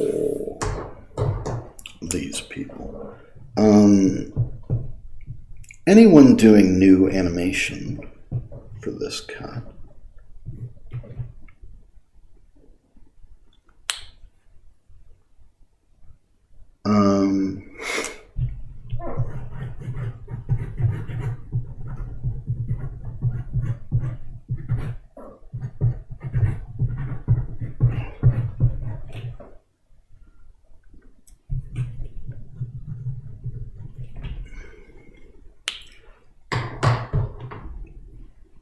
would be working for free unless we get donations, unless we get some money. And I can't really ask people to do that. There's a few people who have volunteered, and we'll see how that goes. But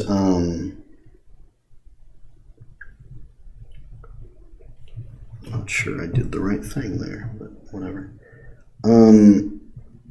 But if I had money, I could hire the right people who really know what they're doing. So, yeah, I don't want to see this done poorly.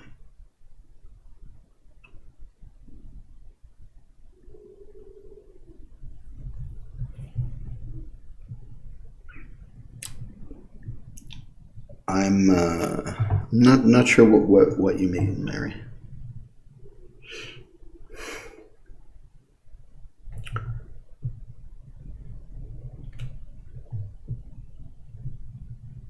At the moment, I'm doing some new artwork, and we'll see how that goes.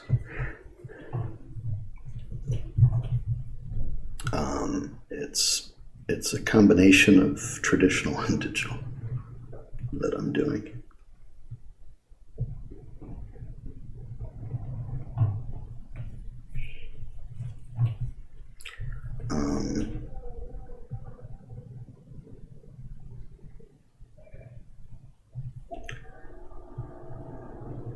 But no, generally speaking, I wouldn't want anyone. Well, I wouldn't want anyone else working on this film, and sort of like taking credit for what I did here. But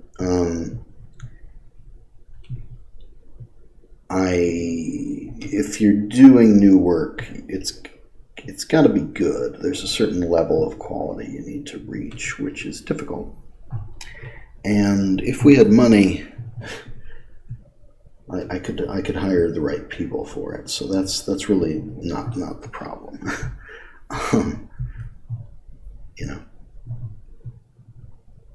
I would rather it not be done than be done as like a SpongeBob reanimated or whatever, you know. Because that's really not the situation.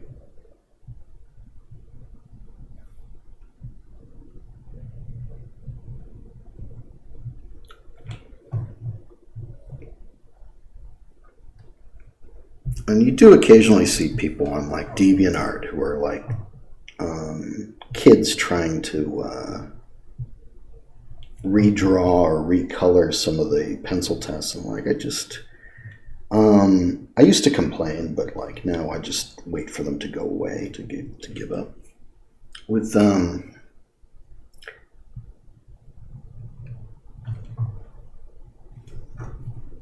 you know, if they were any good, they'd have contacted me.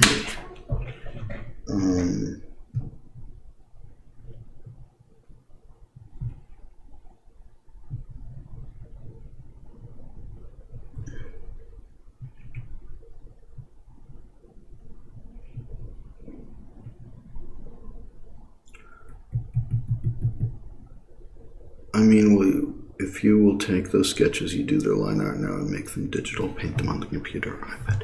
Well, the pencil, the rough version of this, the blue that you see was digital.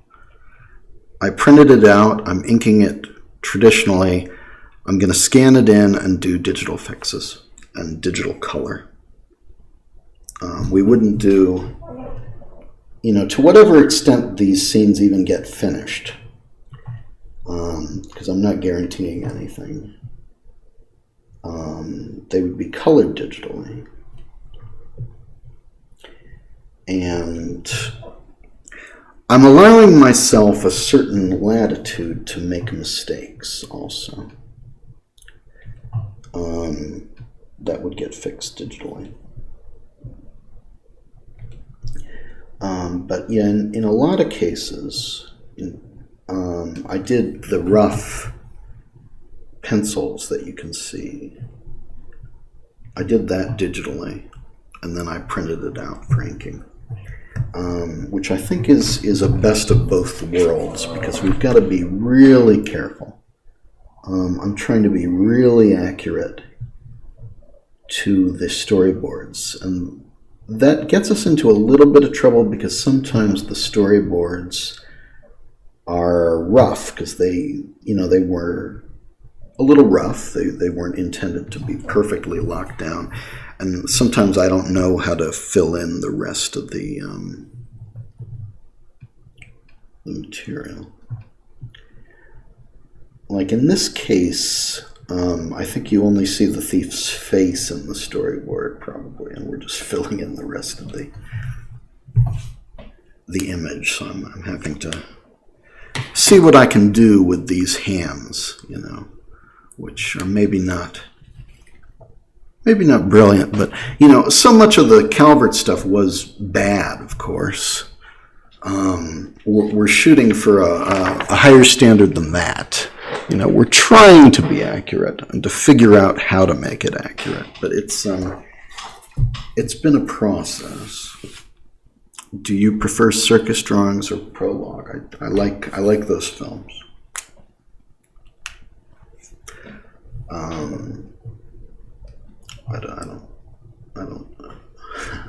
don't know what to say other than that. I think they show his style of animation based on life drawing very well. Kind of show what he was trying to do, showing off with those films.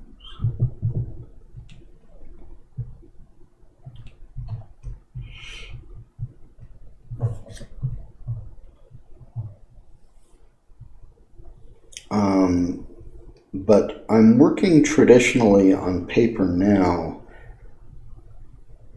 because that's what I'm better at.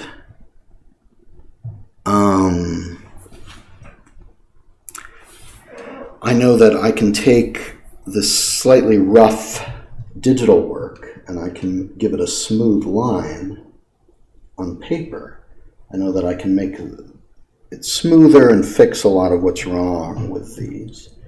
And then digitally I can make further fixes, and we'll see. So it's going back and forth, which is work. It's work to do. The scanning process here is actually very slow. And it's kind of a massive waste of time. Like just scanning these 100 drawings or whatever is going to take time.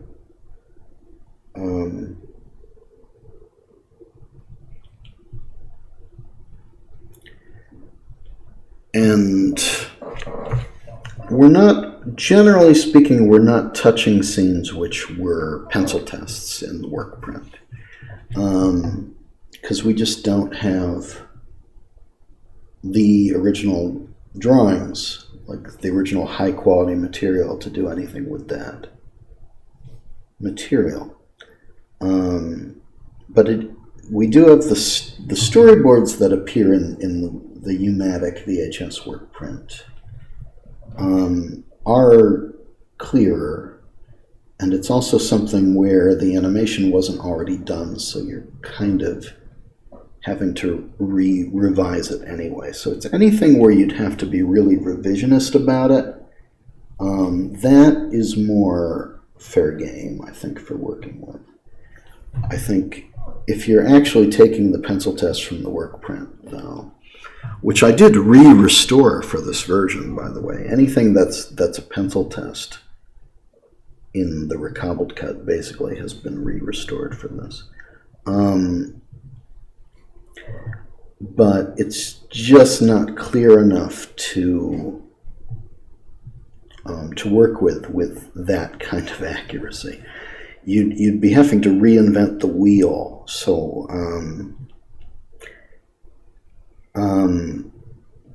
I think there's some cases where if we had money, like, you know, that there's that whole scene of King Nod and Zigzag where he's telling Zigzag has asked for Princess Yum Yum's hand in marriage, and King Nod is telling him to go out. Gets very angry.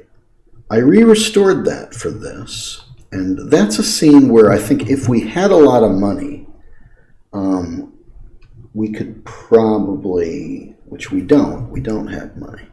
But if we did, I can see us redoing that scene because it's a different model of King Nod. Right. So I think we'd have to be revisionist about it anyway, so it wouldn't matter so much that you can't 100% match what's in like a low quality video. But that is also, it's a lot of animation that's already done. So it wouldn't exactly be priority anyway. You know, that's the other thing. Like, if it's already animated, that's not going to be your top priority regardless. But there's also some scenes which technically exist, like in the Academy archives or in like the 35mm work print in the Academy archives. So it's like, if I actually had the rights to do this, we wouldn't be working that way anyway. So there's a couple scenes that I've held off on because I'm aware that they exist, you know, in better quality. Although I think a lot of the scenes that we've actually done something with are scenes which exist at some point, and we're just recreating them now because it feels weird to go backwards with it. But yeah.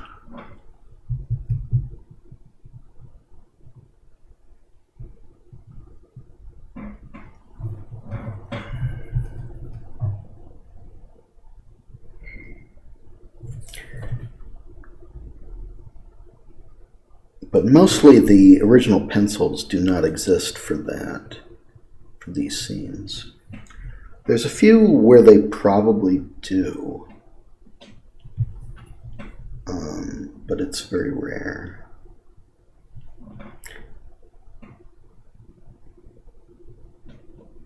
I can think of like maybe,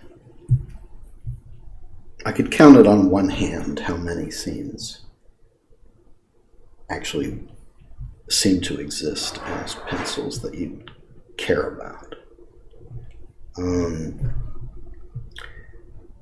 But if we had access to a moment in time, the digital work print, there's maybe more that could be done.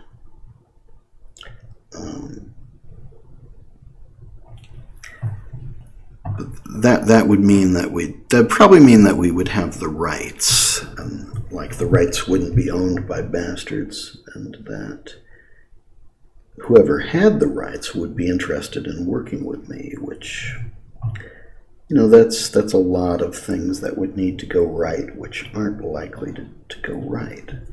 If I'd asked for permission to do this, I never would have gotten anywhere with it. And at the moment, I'm just being stubborn and seeing, well, let's redraw some storyboards and see how far we can get. And these storyboards were all picked for a very specific reason, pretty much, which is that they don't move in a complicated way. So,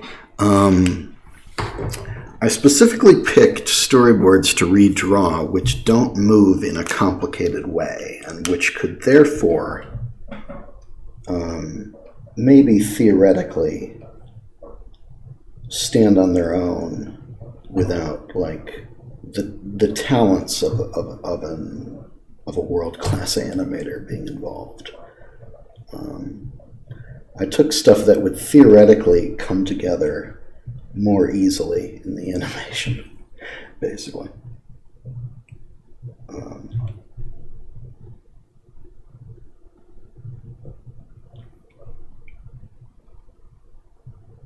But that's also like a lot of the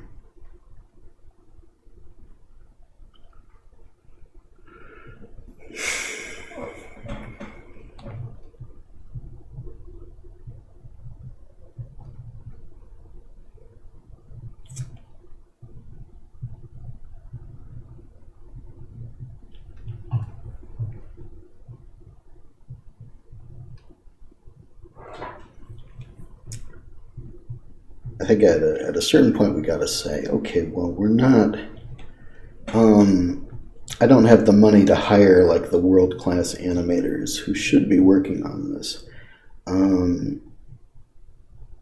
So let me see what I can do in terms of getting this to look like the storyboard, and to pick specifically scenes which don't need very complex animation, and see how far that gets us. It's a little bit experimental at the moment, because I would hate to get to a point where we're animating something really complex and it's not good.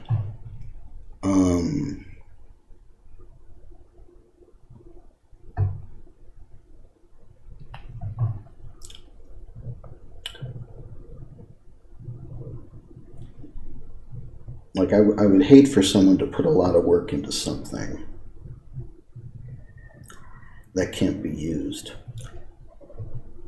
That's what it bothers me when someone who's like a fan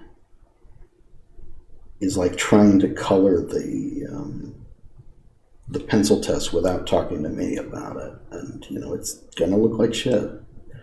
And it's just like kind of wasted effort.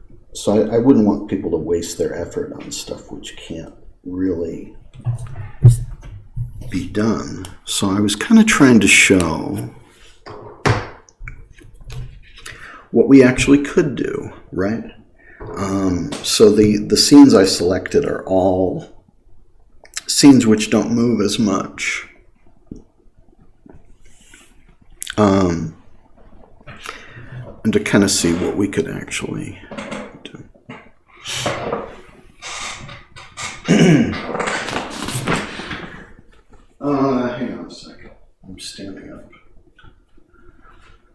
Okay. I'm stretching. Actually, I want to get something to drink, so I'm gonna put on my little be back note, and I'll be back.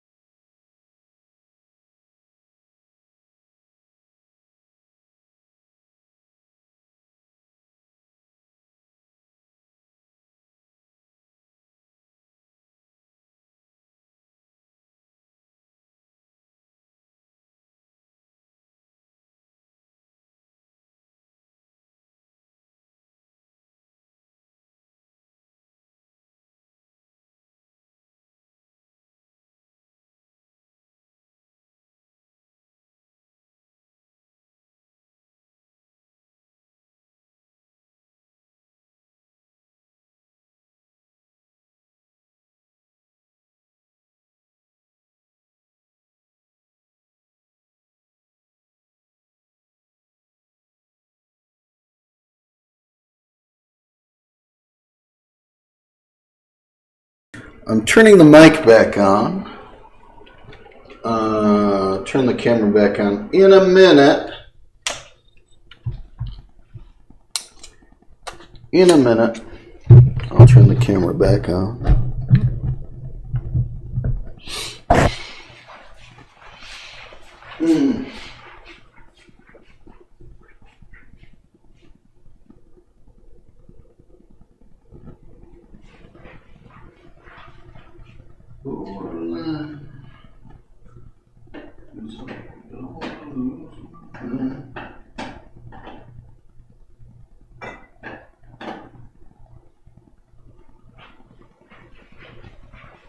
Over the borderline. I'll get copyright struck if I'm singing.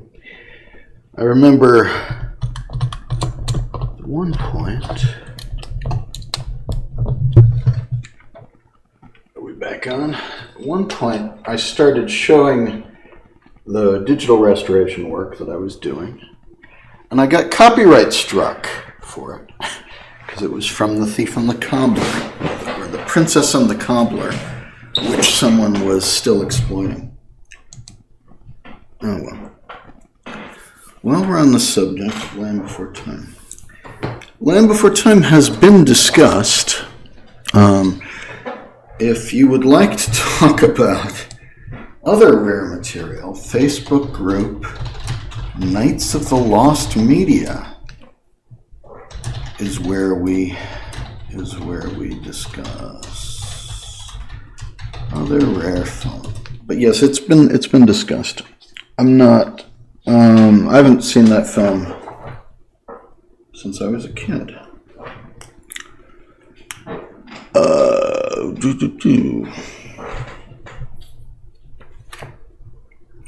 How often are you doing this kind of live streams? I did It's not regular.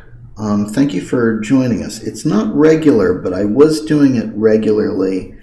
It's kind of hard for me to do these usually because usually I'm working digitally, and I don't want a live stream to slow down what I'm doing. I already have like performance problems on my computer, and so I can't always be like live streaming, and it's also distracting, and I'm tired, so a lot of times I'm just not going to do it live. But I did a bunch of these when I was doing the Thief and the Cobbler coloring book late last year.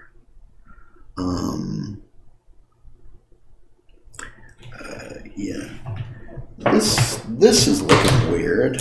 That doesn't look like a thing. Wait a minute. Okay, this is looking weird, so I'm going to do it more like that.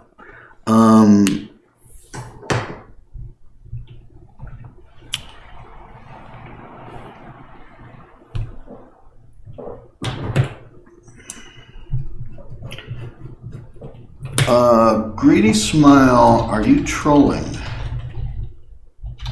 Or just weird? But yeah, I did a bunch of these streams when I was doing the Thief and the Cobbler coloring book. It's not something I can do all the time, but thank you for being here. Like I've been inking these without live streaming it for the past week. I've just been inking material without live streaming it. Can you believe? But I thought I could do it today. Hearing news of a called Evaristo. I don't know. I do not know.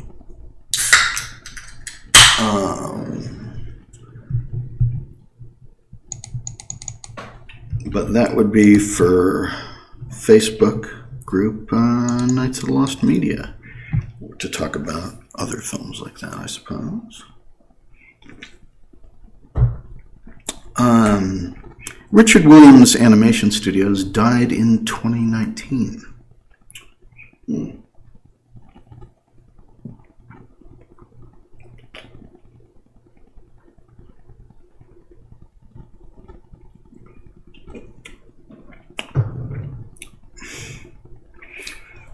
Yes, he is my best friend,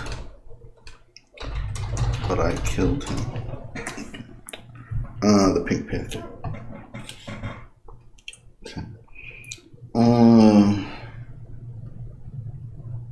Okay.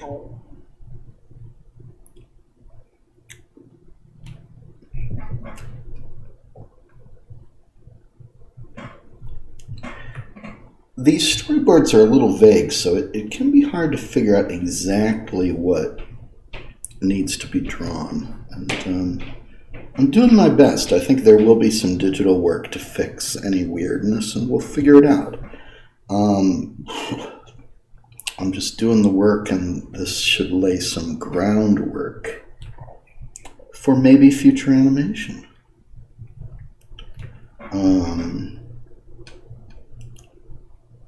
We'll see.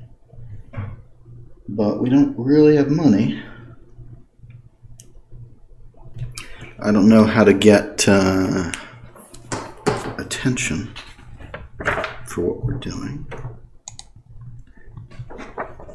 But one does one's best. There's lots of invisible... It's about a cat on a puppeteer. All right.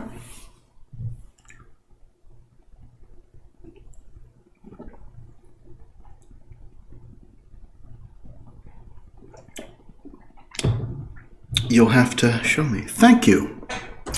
Thank you for... I'm really trying to make clean lines. There's a lot of invisible rules when you're working with these characters that aren't immediately obvious, you might say. And it's hard to figure out, like, I'm trying to do clean lines. I'm working pretty big, bigger than I maybe would work before. So I'm trying to work as big as I can. So like I've printed these out on multiple sheets of paper. I'm trying to work big, and it's a little tough. It can be tough. And there's lots of. I was inking Yum Yum the last week. Basically, it was all Yum Yum. Like Tack and the Thief were kind of an afterthought almost, and there's lots of invisible rules. Dennis was also working on. Okay, the stuff you're saying, Greedy Smile, is absolute and just. I don't know what you're trying to say at all.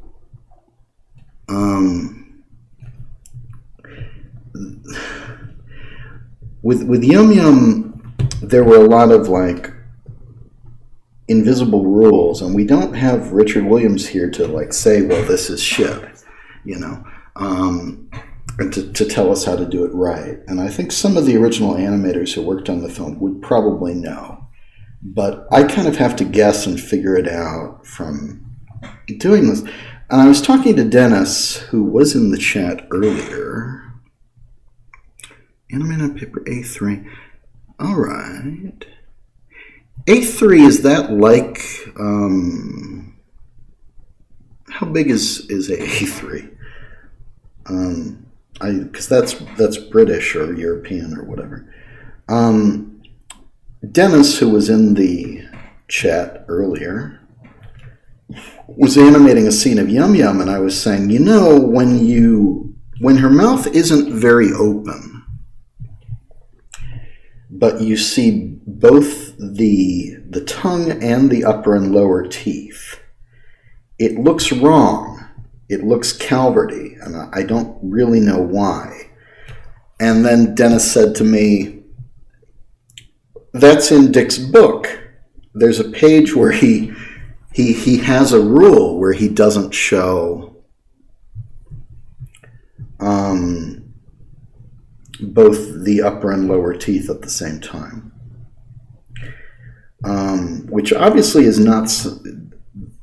That's not a rule that is always followed, but it would be followed when her mouth isn't wide open. Like if her mouth is wide open, you could put in both sets of teeth. But having both sets of teeth when her mouth isn't wide open looked really wrong. And there's lots of little rules like that we probably won't actually know. And it's like there's lots of little subtle things. And obviously the Calvert footage just gets this stuff wrong all the time, unfortunately. Whereas in my work, I'm trying to figure it out. We're working from these storyboards, and we're trying to figure out what these invisible rules are. But there's not always any way of knowing. And there are things that Richard didn't resolve a lot of times in his work because he knew what he was doing. But I just kind of have to guess from storyboards, which can be a little vague. Took 3 months when it originally planned 3 weeks. Well, that happens. That's not a bad thing. I don't know if you're young. You're probably young, but you learn to be patient about this stuff as best you can. I was seeing a Tumblr post go around which seemed to be teaching this rule to maybe younger Tumblr people. I think the Tumblr demographic is aging a bit, but in theory, younger Tumblr people were saying, you know, that time would have passed anyway. It's going to take you 3 months to learn this, but that time would have passed anyway. So if it's worth it to you. So that's kind of the way I've always approached stuff. which has not been amazingly successful for me in terms of getting people to look at it. But I sort of just say, okay, I've got time. You know, I might not be feeling well or up to it today, but I'm going to do as much as I can today. And, you know, on a good day, I'll ink like 20 of these sheets of paper, and that gets it into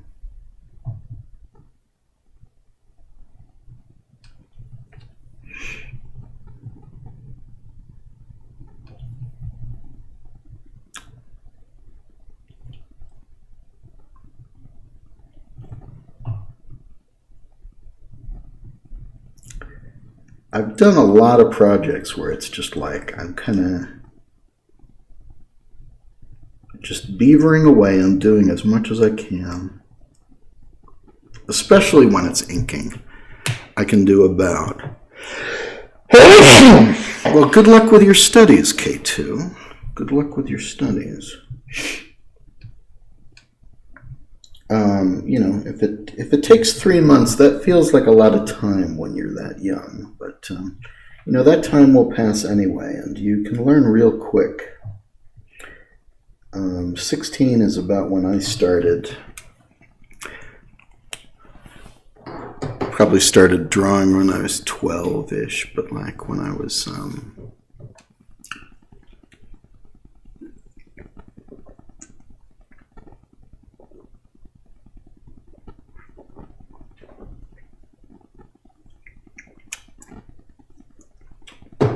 I made my first feature film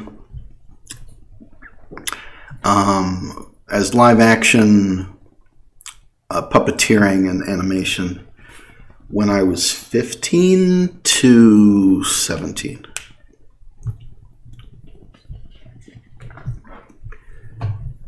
So that was about when I started, was about 15.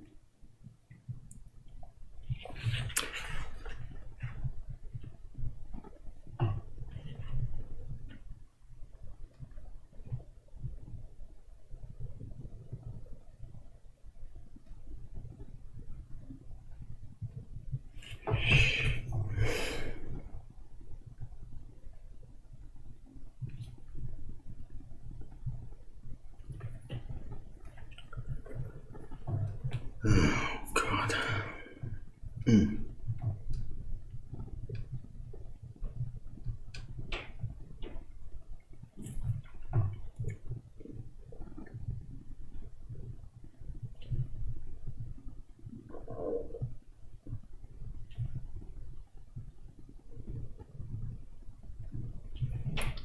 But yeah, I really try to barrel ahead with this stuff as much as my health allows, you know, as long as I'm awake and can keep myself off of social media somehow. I try to be working. And I just have this huge stack of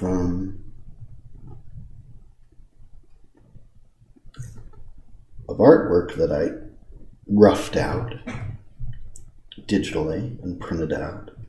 I'm trying to get through it all. I don't think I actually will. There's some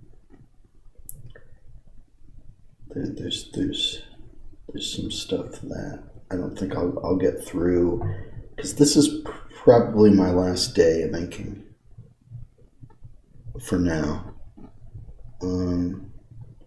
I'll probably get to it eventually, but I need to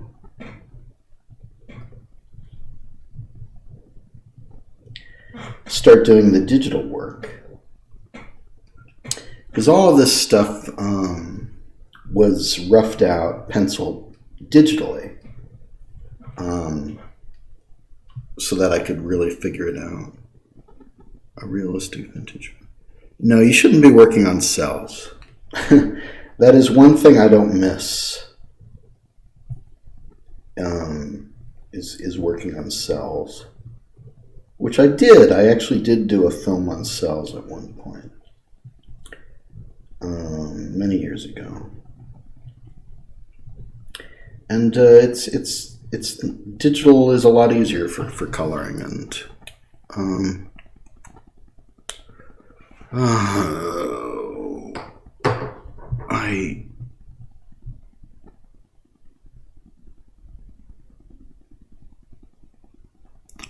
I can legitimately not tell if this guy's trolling. But you know, I don't miss cells. I would not recommend.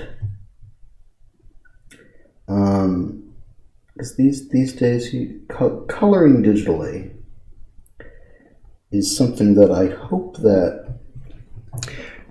Honestly, I hope that AI will help us through. That's one thing. Anything else with AI, like most of what people use AI for, can fuck off, is really anti-artist. But if AI were being designed by artists, which it's not, or for artists, which it's not, it would be stuff like helping you color. And there's a lot of stuff that Clip Studio Paint does, which is more, at least closer to being along those lines. Excuse me. Like, they have tools which sort of fill in color. I don't know. Coloring in this stuff is so repetitive that it's something that I really hope that an AI tool could do eventually. And that's something that I don't know how well I'll be able to get, how far I'll be able to get with like colors and cleanup in digital before. In the next week, I've got, all right. In the next week, I've got a lot to do to make any kind of dent in this. But we'll see.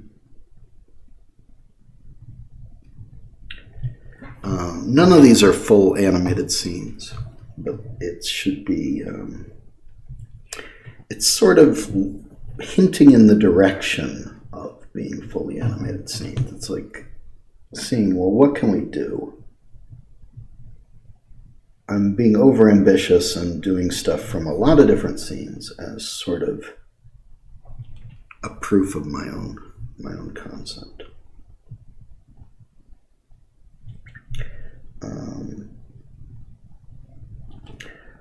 What I can say, K2, is that you're going to learn a lot in the next few years, and you got to just keep learning and don't tie yourself to anything. You're very early days, very early days. And I've just put a line in slightly the wrong place, so I'm going to fix that digitally. I scan these in, and I'll remove the blue channel of the scan in Photoshop. I will scan these in color so that you don't see the blue pencils, quote unquote.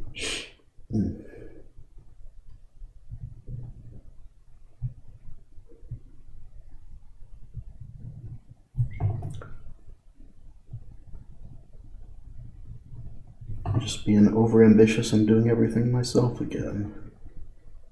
Really.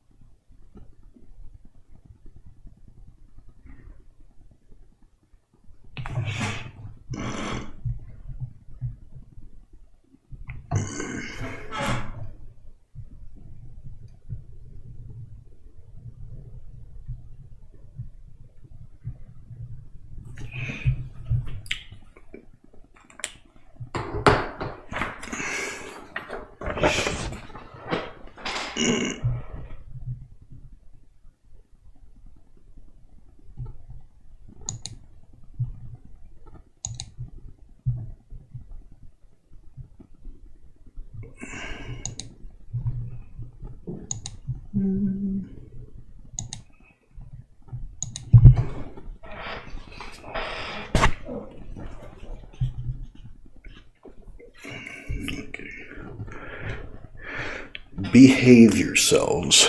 Seriously. Gonna just delete a few of the comments and see if you behave yourselves a little better than you were.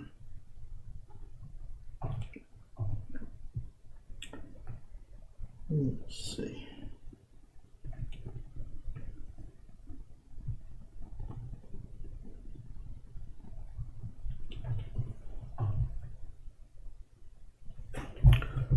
These are so weird, these fingers. Let me see. Let me just do it a little different. I'm using a blue pen here to change the roughs a little bit.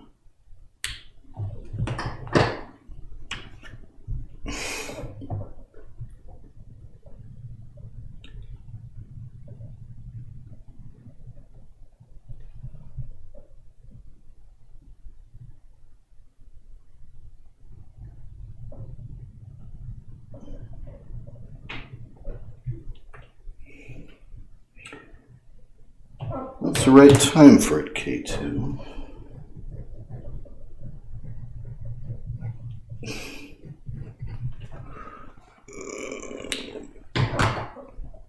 People not be weird in my chat challenge. Okay.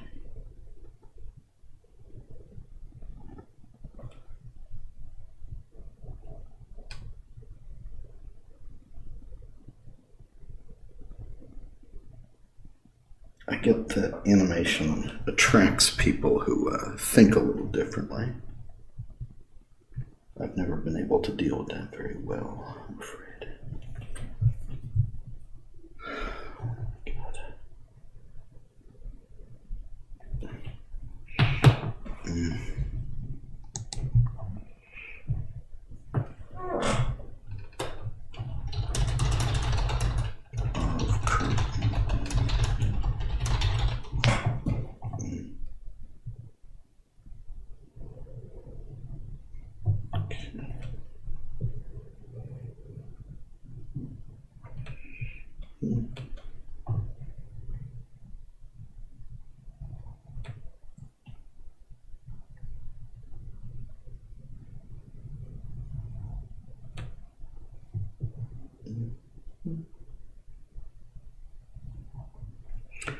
I was doing Nintendo Entertainment System video game ROM hacks for a long time, and now I've kind of gone off that and gotten back to this. It's sort of what I did before and after.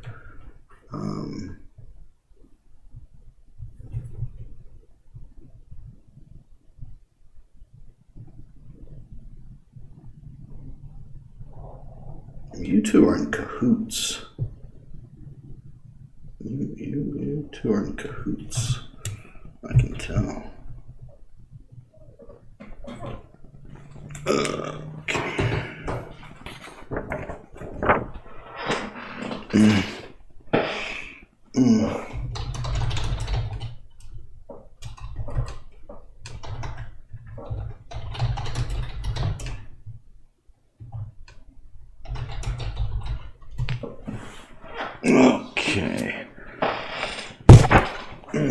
Borderline. Feels like I'm going to lose my mind. Just keep on pushing our love over the borderline. Nobody in the film industry believes in animation. Well, that's always been true. I mean, unfortunately. Animation, I don't think most people actually appreciate what goes into animation. So, I don't think that's unique to Italy, I'm afraid. It's not unique to Italy, is what I'm saying.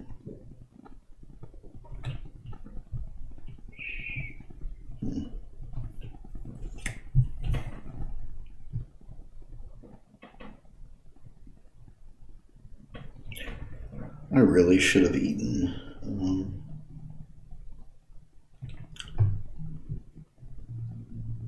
did have an entire pizza today in 2 installments, but I also have a salad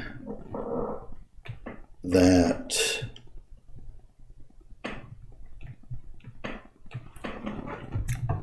I have not eaten, which needs to be finished today.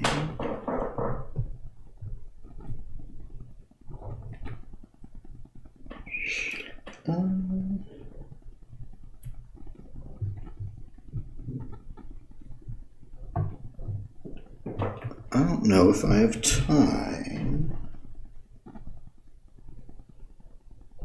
to actually prepare the salad. I probably kind of have to. Good. Oh, sure. The Pinocchio film. I'm not familiar. There's been a lot of Pinocchio films this year. I kept saying they should re-release the Steve Barron Pinocchio film and just let them all battle it out. I've got, what did I should actually... I haven't watched this one, the Guillermo del Toro one, but apparently it's a soulful masterpiece. It's Oscar's great. That I didn't watch because I'm working. I don't watch enough movies anymore because I'm working on stuff like this.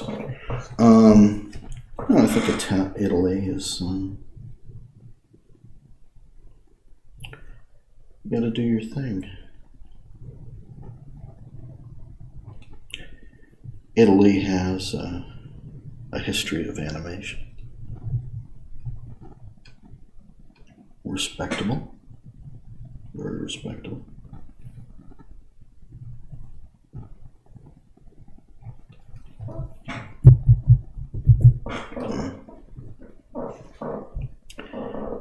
A bit.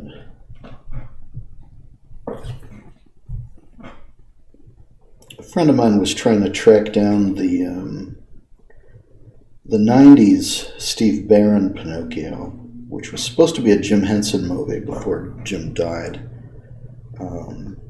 which got a sequel, oddly, with a mostly different cast and a CD-ROM. It's one of those movies that's kind of fallen through the cracks at this point. I have not done a great job on this hand. But I'll tell myself that I'll fix it digitally later. Just fix it digitally later.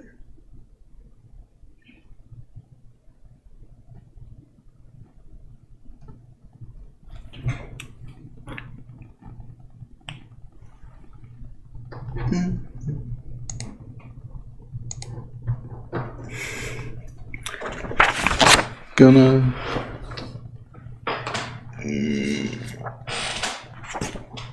make you behave one way or the other. Let's see. So we're pretty close. This is actually the last storyboard of the thief here. And then it would be tack. I think this is the only thief scene. I would not be looking forward to doing these flies, though I think I could figure out like a kind of generic fly that I could use for several scenes, but it's there's lots of these little details that you've got to deal with. I am doing the flies for these individual frames, but I think I wouldn't, to be honest, if I were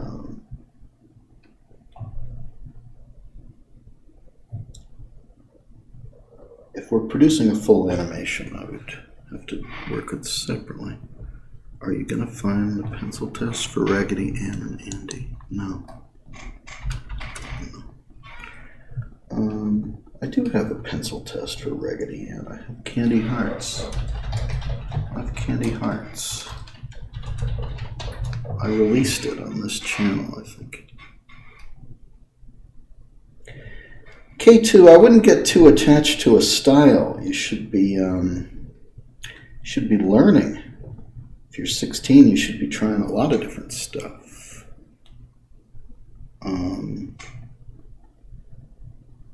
Now you're definitely trolling. Okay. I see how it is.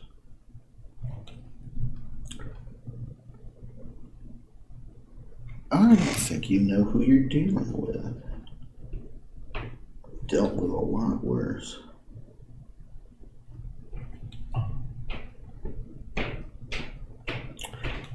I've been around on the internet a very long time. And it's not really possible to shock me anymore. Let me see.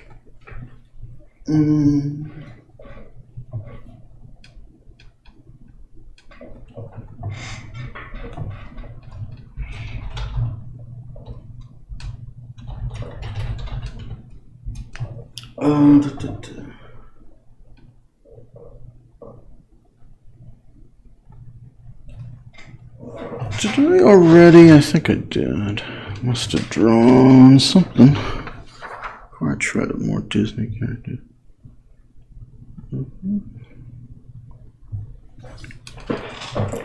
Well, it's good to learn. Have you, most people start with Preston Blair.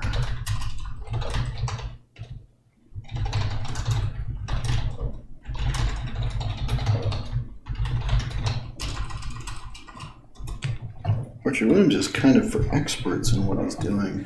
You get more out of it, but more.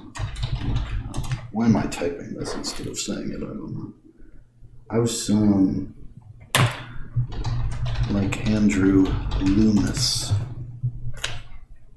That's why I was typing it, because I wanted to bring up Andrew Loomis.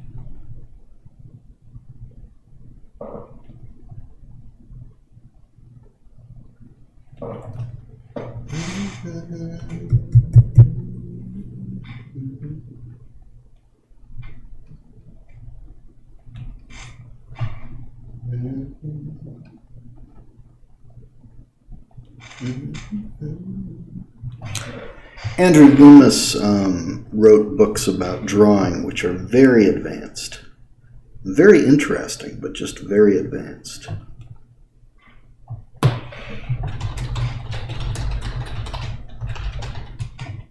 still typing, I guess.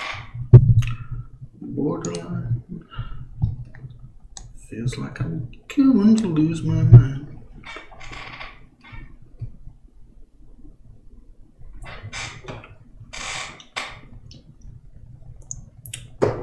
I'm drinking from an empty can of soda. I think under normal circumstances, I would wolf down like a microwave dinner right now. But I've had this salad, or part of a salad, that I'm eating over the course of 4 days, so I've really got to eat it today. The last of it.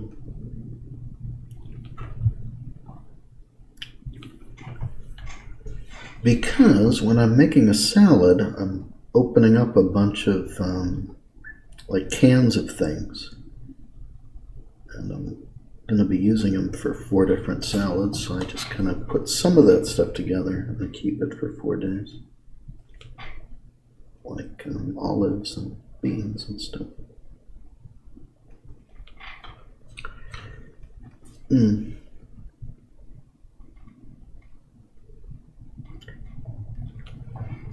But at 16, you should be learning a lot of different art styles. Or just trying to do a lot of different stuff. And teach yourself. This is...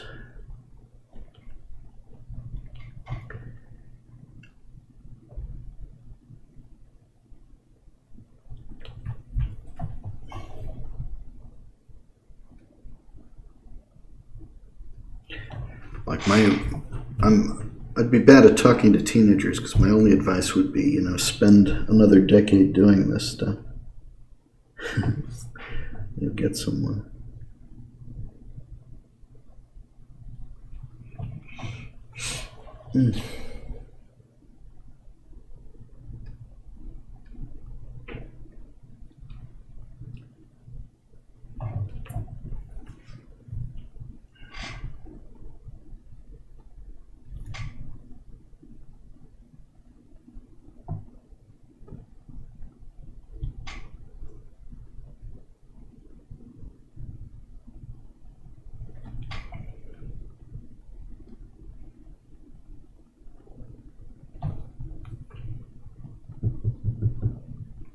Okay.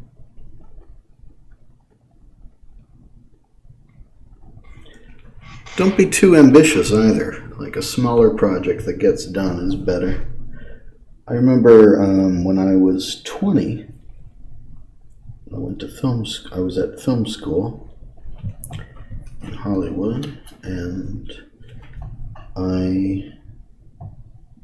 we were sort of forced to come up with something in about a weekend, shooting wise, and then edit it in another weekend maybe, and that's helpful. It was helpful to do something smaller.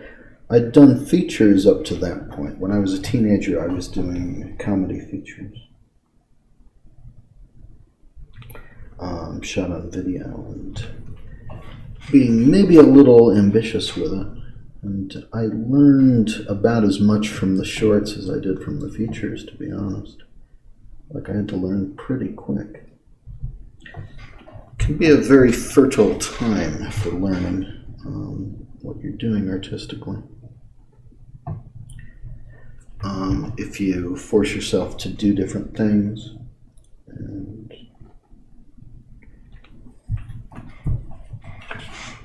it's not 100% necessary that, but it's better to finish things.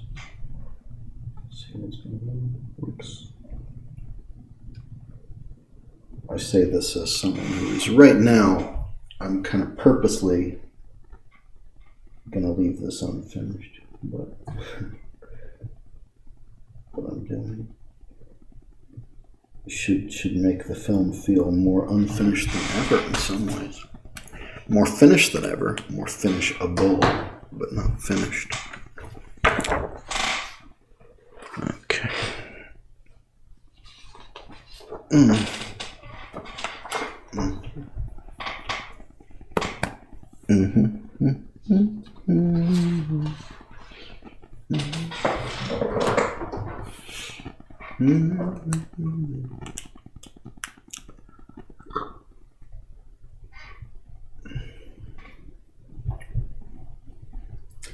Are you really being rude about Raggedy Ann and Andy? I quite like Raggedy Ann and Andy.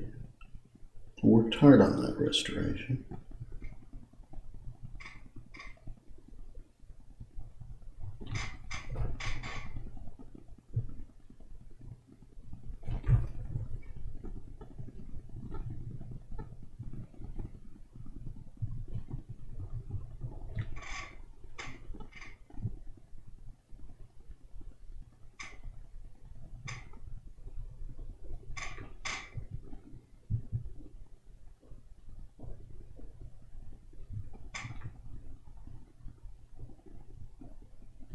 Okay. I think you're saying nice drawing, so thanks. Okay.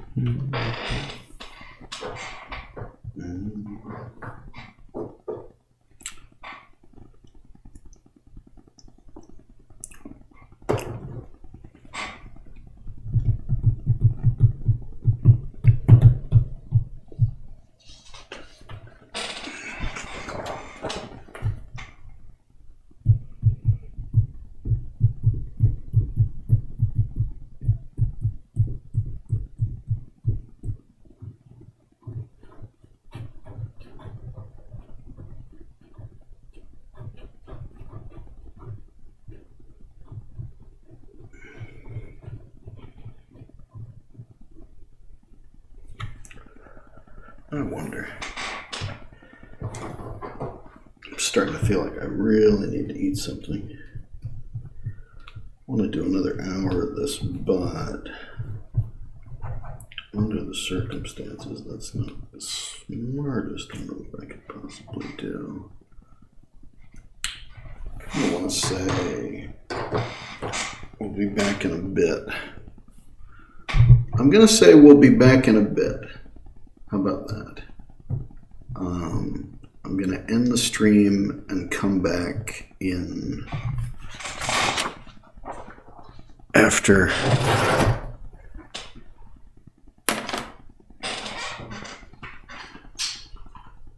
I'm going to eat something because I've got to eat something and then I'll come back. How's that? I'll end the stream here. Thank you for being here. I'll be back in a half hour.